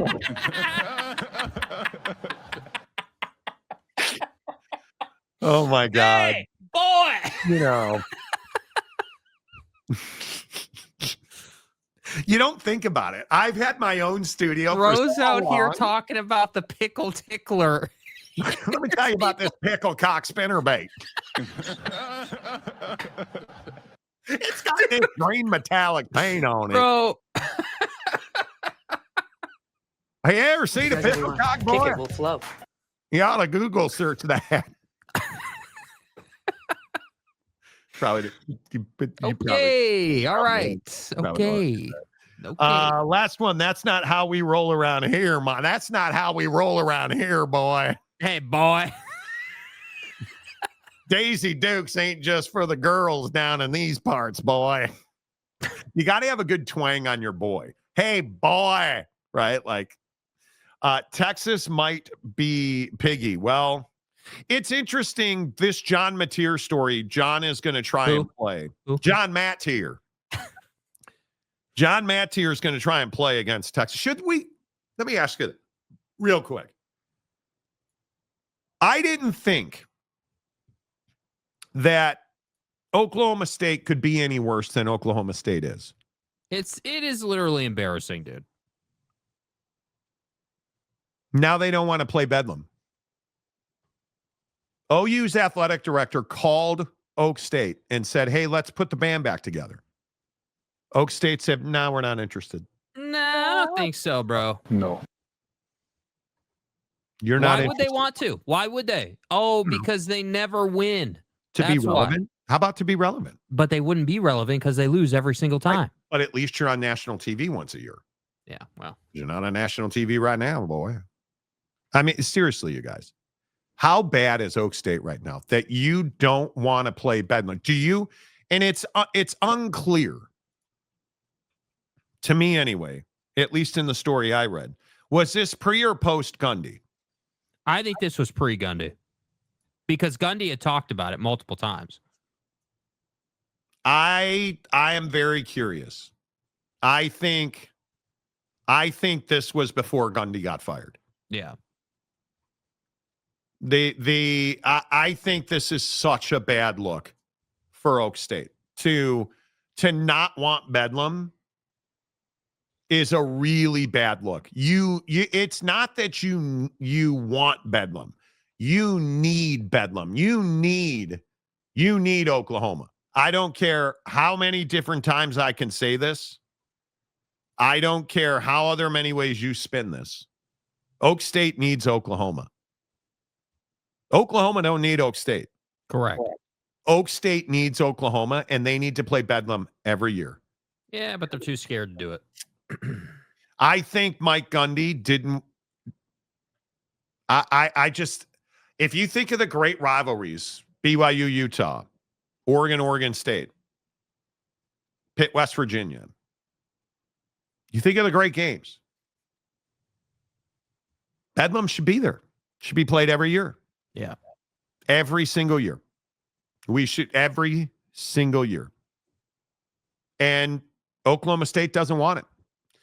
Going to the bottom of the fifth, still no score in Los Angeles between Philadelphia and LA, Dodgers and Phillies. We'll keep you up to date. Someone's getting on that heartbroken tonight. About an hour and 40 minutes away from first pitch at Wrigley Field. We won't keep you up to date on that. But they don't schedule Oregon anymore either. What did you say now? I like how Pitt and West Virginia try to play like the other team does not want to continue the backyard brawl for show, dude. They absolutely do. That's a huge game to me. Huge game to me. Yeah. Little brother scared of big brother. I think that's absolutely the case, dude. Don't think you're wrong. Don't think you're wrong. John, it's a good thing you're moving. It probably is a good thing. Fight on Natties. Don't care for OU or Texas too much, but this weekend, hook them. I think every college football fan who is not an OU fan is hoping Texas wins this game. Because if Matt Tier plays and they win, you're in trouble, I think. No doubt. No doubt about it. You're in trouble. I think if Mateer plays and you win, Oklahoma's going to go a long, long way. Because that defense, Brenton's got that defense playing good football. I think if you're anybody but an Oklahoma fan. Sorry about that. Apparently the dog's a Texas fan. Yeah, sorry about that. Monty, what's your opinion on NCAA allowing ads on college jerseys? We talked about it yesterday. I love it. LSU says they have a deal. Did you guys see that story? LSU says they have a deal already. Already. And they're ready to execute. They won't say who it is, but they're ready to execute it, as they should. Gooby, can you compare it to when Utah and BYU took the small hiatus in the early 2010s when Utah joined the pack? It's nothing like that, dude. That was violence inside of households. That was interesting. Very interesting. USC Michigan is bigger game this weekend. No, it's not. Bigger than what? Do you understand how invisible Michigan football is right now? You understand nobody gives a rat's ass? Like, you're invisible. You're invisible. Canes is mid like John Cena. Hate Canes. Oh. Yeah. Texas Longhorns brought to you by Lil Debbie. Truth. LSU has Canes. Can't put a Canes patch on an LSU uniform. It's got to be something crowd ads. Whoa. If Michigan wins, that Lincoln talk is going to start up again. Yes, it is. As it should. It's just not a game of leverage. It's not a game of leverage. Until Sharon Moore is not the head coach at Michigan, they're irrelevant. They're invisible. Because he is just not a good head coach. They are so poorly prepared. And I just think they're so poorly prepared. My opinion is I just don't. No doubt. I don't know. I'm not even sure how you go about that. Like, I just think they're so poorly prepared. God damn, that hook adds a lot of money. It is a lot of money, dude. Yeah. It is a lot of money. That is a lot of money. Texas Longhorns brought to you by Little Debbie. I read that one. Gooby, what job do you think Joey McGuire would possibly entertain, or is Tech a destination job? Why would he leave Texas Tech? He hasn't done enough to garner interest in destination jobs yet. He needs to win at Tech. You guys really think he'd be an attractive candidate somewhere? No. I don't think so. I really don't. No, at this time, you can't definitively say Joey's the reason kids are going there. You can't definitively say they're going there because he's able to pay them a lot of money. Cody Campbell's why they're going there. Yeah. And so, and I'm not even trying to be a dick about it. No, I mean, I think it's just truth. The new rebrand is not why they're going to Tech. Yeah. The new Cracker Barrel logo is not why they're going to Tech, dude. I actually like it. I like their new logo. I know it's crazy, but yeah. Sharon Moore got throttled by OU. Yes, he did. I feel bad for Bryce. I really do, because he's a good quarterback, and they just don't let him play football. How does redshirting even work now? They are calling Damon Williams a redshirt freshman, and he played every game as a true freshman. I have no idea. That's just uninformed. That's uninformed, in my opinion. All right, a couple other things I want to get to. Thursday night football. Jake, Eagles or Gents, who you got? I'm taking the Giants in this one, bro. I think that the Eagles have not been playing well. I think this is a classic game of, hey, well, the Eagles are supposed to be way better. It's on the road. I just don't like the vibes out of the Eagles right now, and it concerns me a little bit. They should beat the Giants. They should win this game. They should dominate this game, but it would not surprise me at all if Jackson Dart had a huge night and, somehow they found a way. It wouldn't surprise me if the Eagles played like crap and kept them in it. That would not surprise me at all. I definitely like the Giants to cover the 7.5. I don't know about the number. Feel like this is kind of an under kind of game, just because the Eagles haven't been playing well. And I'm curious what dumbass strategy we get this week on the offense. Is this the week where we're going to get way too much passing, way too much running?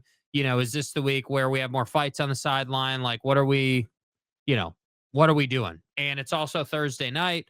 So, I guess what I'm trying to say is I just don't trust them. That's the problem. I don't trust the Eagles to handle business. And that's why I'm a little worried about the Eagles tonight. Okay. I think it is one of the, we're back on the right side. Nice shot. I think I'm all Eagles tonight. I think the Eagles want to get back game. And I think there is some smoke to they're not very good.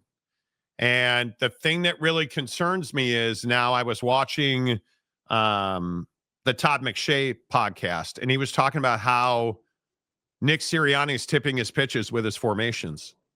And that you can tell based on how the wide receivers are lined up, what Saquon Barkley's doing in the backfield, and it's very predictable. And then again, I flip on Get Up this morning, and I'm listening to Dan Orlovsky talk about how Nick Sirianni's tipping his pitches based on what Saquon Barkley's doing in the backfield. Well, and the issue is that they never play under center. That's the problem. So you don't have to respect the run a whole lot against the Eagles because they never play under center. They're always out of the gun or the pistol, and it's just not. It doesn't help them at all in the run game. Yeah, I think the Eagles are going to pound the Giants. I think that defense is actually really good, and I think that. Brandon, I agree. Ute Sun Devils is one of the games of the week. I mean, I know it's not SC Michigan. Eagles win and cover. Eagles big. They are missing Kellen Moore. Totally agree with that. Listen, the Eagles are the easy pick tonight. They should beat the hell out of the Giants, but I don't trust them to get the job done. That's the problem. And they have not been playing well at all. 7.5. Yeah. I mean, is that not a big number in the NFC East? That's like a huge number. So when I look at some of the way these games are being doled out, I think that's really interesting, right? Like, I mean, the news certainly that Jalen Carter's inactive tonight is not good. He's got this heel injury his back. Apparently, that's a little scary. I'm not happy about that at all. But you start looking at the way some of these matchups go, and I think it's going to be very interesting to see who winds up trailing in this game, because neither one of these teams are built to play from behind, in my opinion. And I still hate Nick Sirianni. I think that he is. It is annoying to me that Nick Sirianni can't. He always has chemistry problems on his football team. And when Tanner Plummer used to be here, he used to shout me down because I said Nick Sirianni's a douche. Well, I still think he's a douche. I hate that guy as my head coach. And if this Browns team flames, he should be flamed, because I still maintain they've won in spite of him, not because of him. Yeah. And that's probably a red ass take. But you're starting to see it. Now, the fact that you don't turn around and hand the ball to Saquon Barkley, oh, wait, because it turns out you're tipping your pitches, and we know what's coming when you do. And you want to blame Saquon, and you want to blame the wide receivers, and you want to, I mean, it's remarkable to me how bad that offense has become. So, but I think the Eagles are going to get healthy tonight. I think where Jalen Carter being out of the lineup worries me a little bit, because the Giants love playing right up the middle. Right. That worries me a little bit, but I still am going to go. I'm going to go Eagles big. Okay. I'm going to go Eagles to win cover over. Yeah. I don't think it can stay under the 40.5, in my opinion. It's definitely a low number. There's no doubt that's a low number for sure. I think that would be very difficult to stay under. So, I am curious.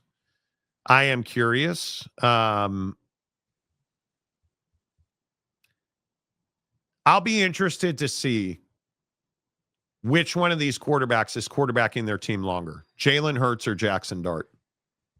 Just like generally? In general, 2 years from now, who's the starting quarterback of the Eagles? Yeah, probably still Jalen Hurts, I would think. But I don't know. I guess it depends. I mean, if you miss the postseason this year, he's probably not going to be. But I think they make the playoffs, obviously. I think they're good enough. They'll figure it out. But I don't know. This is Thursday Night Football, bro. This isn't Monday Night Football. And strange things happen on Thursday Night Football games, dude. We see things that we don't normally see. The short rest period, the quick week of preparation. We're sitting here talking about a team that's tipping pitches playing on Thursday Night Football. I'm not so confident that all of a sudden they're not going to be tipping pitches. Something to that. I don't disagree with that at all. I think there's something to that. Hey, Monty, what's the over-under on Al Michaels freezing up again during the broadcast, bro? I love my guy, and he has treated me really well during my career. He used to be a regular on my Jim Rome booking cycles. But Al Michaels is close to retirement. If he's not, he should be. I mean, I'm trying not to be a dick about it, but I don't like Kirk Herbstreit on the NFL. And in my opinion, Al Michaels makes that less palatable at this point. And I love the guy. I do. Monty, what's Scadaboo's yard total? Well, it's interesting. I was looking at Prize Picks on that, and without Jalen in there, I think you have don't you feel better about Scadaboo on the over? I mean, I would think so. Boy, that's tough, dude. That is tough. Let me see if they've changed that number. Hold on. Because Prize Picks, download the daily fantasy app of the year. Prize Picks, you guys, everybody's playing it. Use our promo code Monty, MONTY, Monty. If you look at the number, Jackson Dart. Jackson Dart's probably a must. He's only 177.5 passing yards. But he doesn't have Malik Neighbors, obviously. Right. Scat's 49.5 tonight. No Jalen Carter. Don't you go over? Don't you go more than 50 yards? I mean, For Scat? For Scattaboo, he's done that 3 straight games. Chiefs, Chargers, New Orleans. I think I'm probably over that. Yeah, and then I think you got to take 2.5 receptions for Barkley. That feels like a gimme on the road. He's got to get a lot more touches. Is Nick Sirianni too stubborn to do it? Is Nick Sirianni too stubborn to completely change his offense and the way that he builds route trees, sets, formations? Do you guys think he's too stubborn to fix that? I think it's a real question. Yeah, I mean, I think the problem is they're just too inconsistent. You never know what you're going to get. One week it's pass heavy, one week it's run heavy, and one week it's terrible. I'd agree with that. I mean, I just don't think you know what you're getting. I would agree with that. I also think, there's not a lot of good. Hurts to run for 40.5 yards. I don't mind that at all. I took that. The wide receivers are going to win and lose you in this game. I mean, you're not going to get Amon-Ra numbers. You're not going to get Puka Nacua numbers. But which Eagle wide receiver do you go with here? Do you go with any of them? I think you don't go with any of them. Don't go with AJ. If you're going to go with an Eagles wide receiver, go with Devontae. Look at the targets last week, dude. Yeah. I mean, he caught 8 of 10 targets last week. 10 freaking targets last week. Yeah. He has caught. Are you serious? He's caught 25 of his 31 targets. Yeah, that's what I'm saying. I mean, they're just running him on a ton of 8 to 10 yard little in routes, and he's sitting it down in the zone. Yeah. Easy, pitch and catch throws. Is Stephon Diggs a must every week now? Not yet. PFF has him as the number 4 rated receiver this week. That's really interesting. Jackson Smith and Jigba. They're wide receivers this week. 1 Puka Nacua. Amon-Ra is 2. Mika Egbegbu. Jackson Smith and Jigba is 3. Steph Diggs 4. Zay Flowers, Tyreek Hill, Jalen Waddle 7, and Tyreek Hill 6. But obviously Tyreek's not going to play, but you still have him rated above Jalen Waddle. That's crazy. Jalen Waddle or Justin Jefferson? Justin Jefferson. All day. Right? DK Metcalf or Ricky Pearsall? Probably Ricky Pearsall, but, he didn't play I think he missed last week with an ankle injury. The guy that I think is getting absolutely no love right now is Garrett Wilson. Is Garrett Wilson better than we thought? I mean, Emeka Egbuka, don't you have to bump him up the list? You have to. Jamar Chase throwing strays at your boy Browning today. Yeah, well, now that they have Joe Flacco, come on. Is anybody still excited about Joe Flacco? Or anybody at all excited about Joe Flacco? I don't think so. I don't know. The Browns are a terrible organization, dude. I would love to see. I'm excited to see what he looks like somewhere else. I would agree. Top of the 6th, 2 out, 1 on for the Phillies. Boy, you want to talk about barreling up. Bum just barreled up a ball. Right back up the middle. Glass now still in the game. Cruising. Looks good, too. Looks good. It's amazing that Amon-Ra seems to always be open. Yes, he does. Gooby, I'm torn on moving Steph Diggs to my wide receiver 1 and benching A.J. Brown, but don't you have to? And yeah, Kareem Hunt in your flex is a great play. It's a great play, I think. Eggy says, I have Chase, so I'm a bit excited about Flacco. Gives me a chance. Well, it gives that entire offense a better chance for like 3 weeks until the world comes back and crushes old man Joe. Mm-hmm. Right? That's what you worry about. Can we start calling him Sleepy Joe? Do I have to ask Wasikowski's opinion or permission? I'm taking over on Scat. I think you should. I think you absolutely should. There's no question about that. You should. There's no doubt. What do you guys make of this Shador thing in Cleveland? Like, this is weird now. I feel like they're going out of their way to just not give Shador a shot. Us by surprise. That was not something that we saw coming. You know, they called us, and you know, it happened very fast and happened not too long ago. So still working through all roster type of things. I always have to be mindful of our players and our players' development, and you know, I want to make sure that I'm always doing what's best for our players and of course our team. But you know, with young players, I'm always thinking about last week making the change to Dylan. You have to think long and hard about that, because these are young players that you're so invested in their development. So I'll let the week play out and make a decision later on that. I mean, do they just not want to? They don't want to see him succeed. Are they just trying to waste him? Like, I don't understand this. That's what I'm saying. I don't get it. I don't understand it. I don't know what the issue is. He should not sit in that organization for 5 years and rot. It's unfair. It's not proper, you know. Yeah, Tony Petitti should just shut up. I'm off the Tony Petitti bandwagon. Are we being serious with this? Kevin Sweeney has an article at SI.com. Listen, I'm not even trying to be this guy. I told you the NCAA tournament's going to expand, right? I think we've talked about this. Tony Petitti apparently told Sports Illustrated that he wants straight seeding that would likely send the vast majority of automatic qualifiers to the tournament's play-in round. Like, why would you do that? Why would you punish a team that wins a conference tournament? Oh, I know.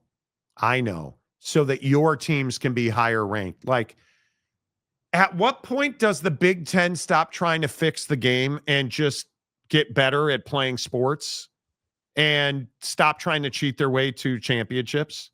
I mean, what?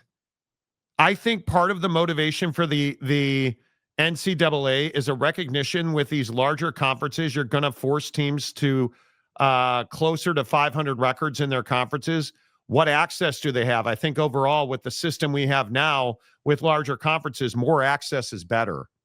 So it shouldn't matter if you're actually a good team. Every Big Ten team should go to the NCAA tournament. And we already have more access because the tournament's expanding. So what do you mean? Like what? Quote, I think we tilt to the side that access is important, and I just believe that as many teams competing for as long as possible for the right reward is the best place to be. No, Dick. No, it's not. No, it is not.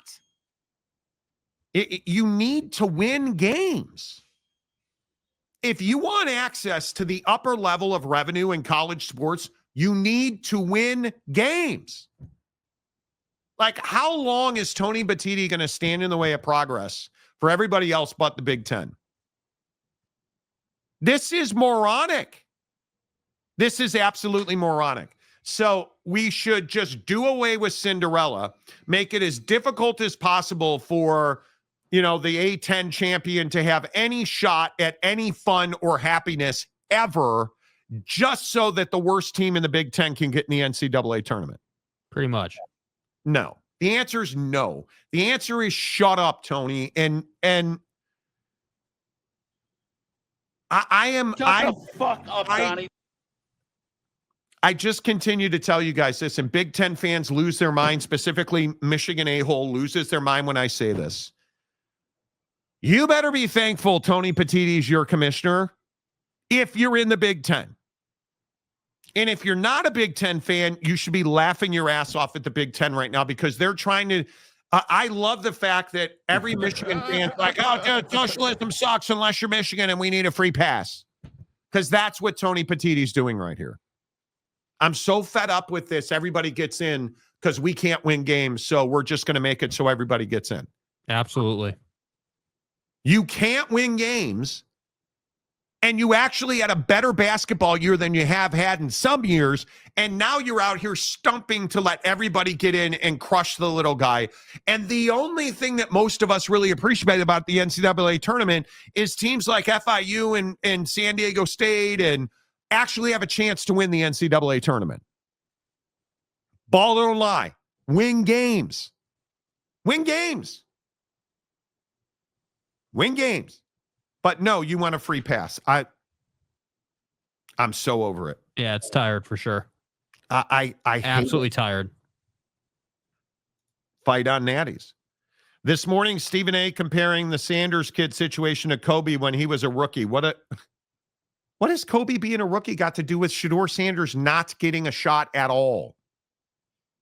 And I'm not even telling you if Shedeur was their starting quarterback, they'd be better off. Dylan Gabriel's a good quarterback. I don't have any problem with him being the starter.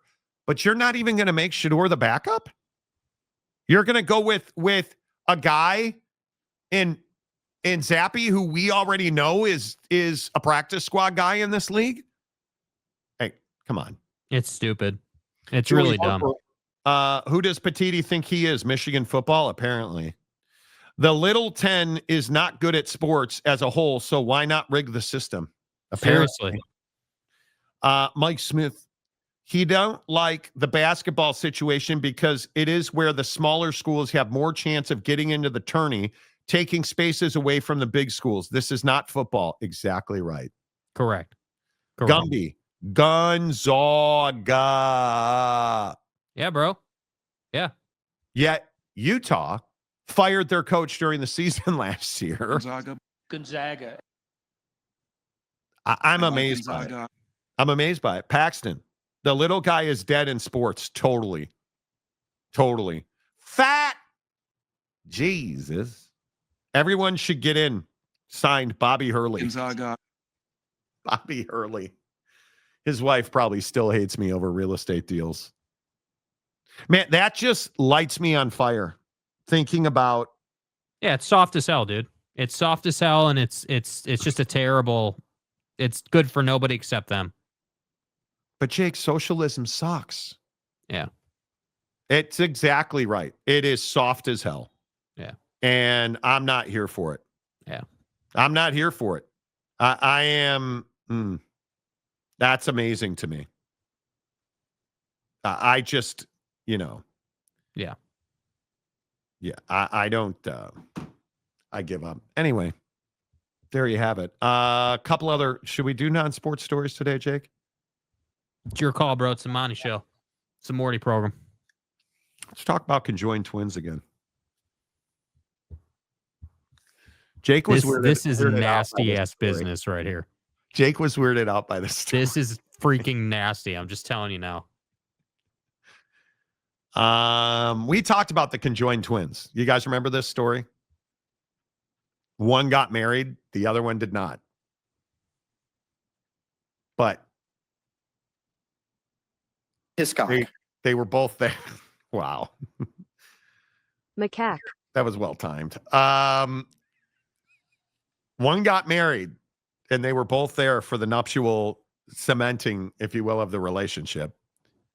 Because one's having sex, and that means because from the waist up, they're different. From the waist down, that's the same garage. Length and girth. So we tried on this show desperately to decipher how one would separate from the other. I think I've hit it every time. And we were never able quite to figure that one out. You know. And now we get the story that they had to pay for 2 separate college educations. And they got 2 separate college degrees that led to one job. Should they have had to pay for 2 college educations, Jake? I don't think so. No. It's a really unique situation. It's just out of pity alone, right? Yeah, I mean, I think that. Yeah, I think what's really difficult here is all jokes aside, the way this is set up, I mean, these are two different people mentally, but one body. And that's what's really difficult. And, there was a whole article out about it where they basically talk about, like, they came to the conclusion they'd have to do the same thing because obviously they can't be in two places at once. And that's really tough, bro. Like, that's really tough. Right. Yeah, I think, I think it's, you can't charge them for two separate degrees. You can't do that. Well, Monty, it's two different brains. I understand. They're conjoined twins. Can we cut them some slack? No. Biologics. No. Can we make an exception? Human or non-human? Nope. Well, they're not going to get two paychecks. Not our problem. A lot. Okay, so we'll just send one of them to class. Well, that's impossible. Well, sir. Yeah. Well, you tell them twins not to show up here together, sir. No. It's not really how the infrastructure of their life is set. Like, how do you charge them for two different educations? You are a cold-blooded douche about it. That's how. But I mean, this goes to everything. I mean, so two separate credit profiles, like, two separate marriage certificates. Do you have one or two cars? One. But she's a Beamer and she's a Benz. Well. And the hubby wants a Ram 1500. It's not a Dodge, boy. It's a Ram. Ipso facto, it's mine. But isn't it? Do you have two different bedrooms in one night and the other night? And then, like, I don't know, bro. I really don't. Can you imagine the amount of personal sacrifice it takes? Can both of them not wash their hair? Because how women don't wash their hair every time they take a shower. Like, how do you shower? Do you rock, paper, scissors for that shit? Like, who makes it? A game called Just a Tip. Can you? I mean, I guess you could go to different places for dinner, but you're always doing takeout. What happens when they get into a fight? Like the stuff you don't think about being conjoined twins. What happens? What happens when there's a makeout sesh? That's out of the window. The one on the left's boyfriend. That's what I'm trying to understand here, dude. That's what I'm trying to understand. Karen and Jenny. Karen's boyfriend's coming over. All right, Jenny, you got to go to bed early. Yeah, I guess we're wearing a blindfold then, or. But she enjoys when Karen's making out, His cock. Jenny's enjoying it because, again, they share certain parts of their soul. I need a dick. And,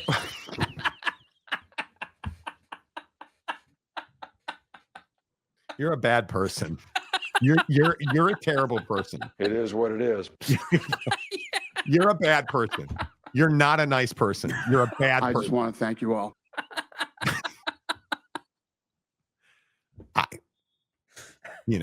Yeah. When they're in class, do they cheat on each other's tests? No, they said in the article, they literally said they put a divider between their heads so they can't cheat. They said that in the article. Literally. Come on. I'm a professor. If I had to grade two papers, you're going to pay. Shut the fuck up, Donnie. And if I gotta, they should be able to do one test. Well, Monty, I'm paying extra for my extra Sharpie to go ahead and grade this paper in red and black ink, and that's going to cost them two educations. So who gets to fill out the Scantron? Why don't you fuck off?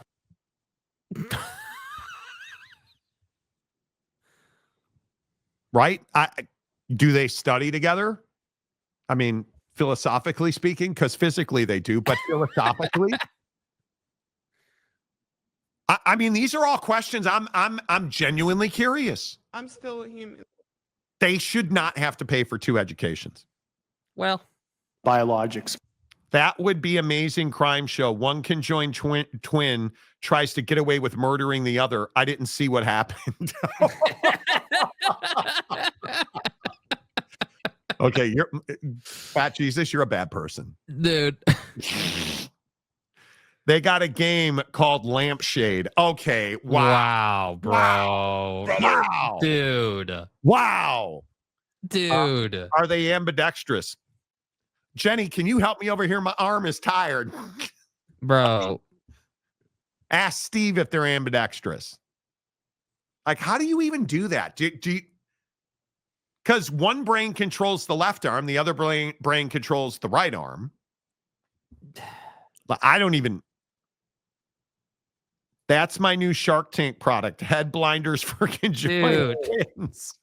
Well, would you take 15% for $3.5 million there, Well, Fat look, Jesus? If I give you a bigger hook, will you give me 90 cents per hook? Well.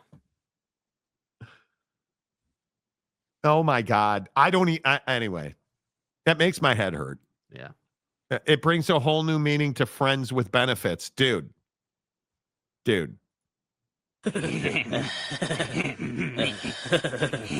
I don't know what you do.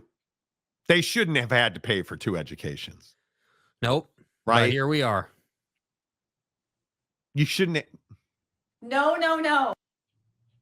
I mean, okay. What do you do if one, like, do they apply for different jobs? Seriously, do they apply for different jobs? If you're conjoined twins and they're high functioning, really intelligent ladies, do you apply for different jobs? She wants to be an engineer. She wants to be a go-go dancer. Do you apply for different jobs? Well, if you're trying to be a dancer, good luck. That's a group effort. I mean, what if one wants to be a fitness influencer and works out 6 days a week, and the other one wants to do OnlyFans? I'm gonna bake cupcakes for a living. I'm gonna own a bake shop. Good luck on that workout thing. Hey, can you pass me? I don't know, dude. I don't know how you do it. I have no idea, bro. Can you pass me that flour, please? Thanks. I don't know what you do. Yeah. What is their relationship like? Probably really good, and one that we'll never understand. I think it's probably not really good. Dude, Preston, bro. Dude, Preston's comment, dude. Comment just came in. Does that mean he has to get it 42 times? I want to understand how sexual gratification works in that relationship.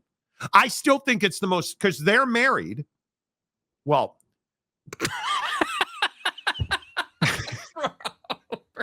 the one on the left is married to a soldier, legitimate, an Army vet. And I think he's like an Iraq veteran. The one on, I think the Iraq. The Iraq is married to the one on the left. And he parks his car in the garage. But from the waist down, they're one. So it's not a ding dong. Yeah, it's not a 2-car garage, baby. It's a one. So my question, how does that Hiscock? What does the right hander do when the left hand is? Yeah, I don't know. And who feels more? Do they feel it equally? That's what I want to know. Does for one, is it just like, oh, hey, here's another night and I have to do this. But then the other one is like, God, I love this guy and it's amazing. And again, I go back to this point of mine where I say, you can't tell me he's not a freak. You can't tell me this is the guy who's like, yeah, I like feet. Call me Rex Ryan. That's who this guy is. Holden Middick. That's who this guy is. Yeah. Has to be. Because why would you knowingly put yourself in the middle of this situation? Yeah, it's a very demanding situation. No question about it. You're never going to be, goddamn, can you imagine having 2 of your wives? Well, the judgment. I love my wife. She's amazing. I like one of my wives. This is why I can never cheat on my wife. Dude, you know what a pain in the ass that is? You know how much effort that takes? And you don't even have to cheat on your wife. You're stuck with 2 of them. There have got to be complexities we have not even considered. Not even considered. Yeah. Dude, you know he has to be some kind of strange kink guy. Mhm. He would never walk into this willingly. It maybe Warren Jeffs. Yeah, I don't know. I don't know what kind of nut job you are, but you're not right. There is a screw loose somewhere because that's the only way. Somebody put your wire on the positive and it should have been on the negative, or they just forgot to wire the ground. I don't know. Yeah, I don't know. Yeah, you know he's got an AOL email address. We both know that. Like, oh my God, catch the ball. Like Dodgers had a double play and the pitcher was covering. Okay, I don't feel as bad. Put a carrot on the end of that stick and make stop. Dude, stop. Dude, stop that. So is one left-handed and one right? Yeah, because one brain controls the right hand, the other and the right leg. But see, this is what I don't understand. So for them, do they have to put effort into walking smoothly, or it just all works together? I've heard them talk about this. It's second nature. They don't have to try. Interesting. Yeah. They don't have their brain. So for them, it's life itself is not that difficult physically. It's more like the judgment and figuring out the complexities of the situation. Correct. Who does he love more? Yeah. I'm telling you. Yeah. If you're the dude, you're like, oh, I love you equally. No, you don't, because you fell in love with one of them. You're a liar. Well, I mean, she's my wife. I love her. Yeah, and you love her. You love the left side too. No, I don't. Yeah, you do. You're a liar. I fell in love with the right side. Yeah, and you're loving it that you're getting the left and the right, aren't you? No, I don't ever look to the left. The lie detector test determined that was a lie. When I'm at Smashburger, I never look to the left. You are not the guy. Yeah, you do. You can't tell me. You can't tell me. Yeah, bro, it's rough. You can't tell me he doesn't. Yeah, I'm going to hell. Yeah, you are. Yeah, you are, dude. You're a West Virginia fan. What other? Yeah. Fight on, Natties. Catch the ball at first base. Speaking of throwing error, Nick Castellanos has a chance to shove it up his manager's keister. Is there any Philly? Let me tell you what, Nat. Does Rob Thompson hate anybody else on this earth more than Castellanos? I really don't think he does. Please hit a home run. No, swung and a miss. Should have known. Yeah. I mean, yeah. Anyway. Well, listen. That's how we'll end the week. That's how we'll end the week. The Monty Show is always presented by The Advocates at theadvocates.com. To be off tomorrow, I am moving into my full-time condo, tower, palatial estate. Fair ball, Castellanos. Screw you, Rob Thompson. Frick. And he's safe and second. 1-0 Phillies in the top of the seventh. Huge moment for Castellanos. The Advocates at theadvocates.com. Don't trust your insurance company, man. Let the Advocates tell you where you're at and what you need to do. They'll give you clear, risk-free advice. Get it 24/7, 365 at theadvocates.com. Until Monday. I love you, Lefty. Say goodbye, Jake. Goodbye, Jake.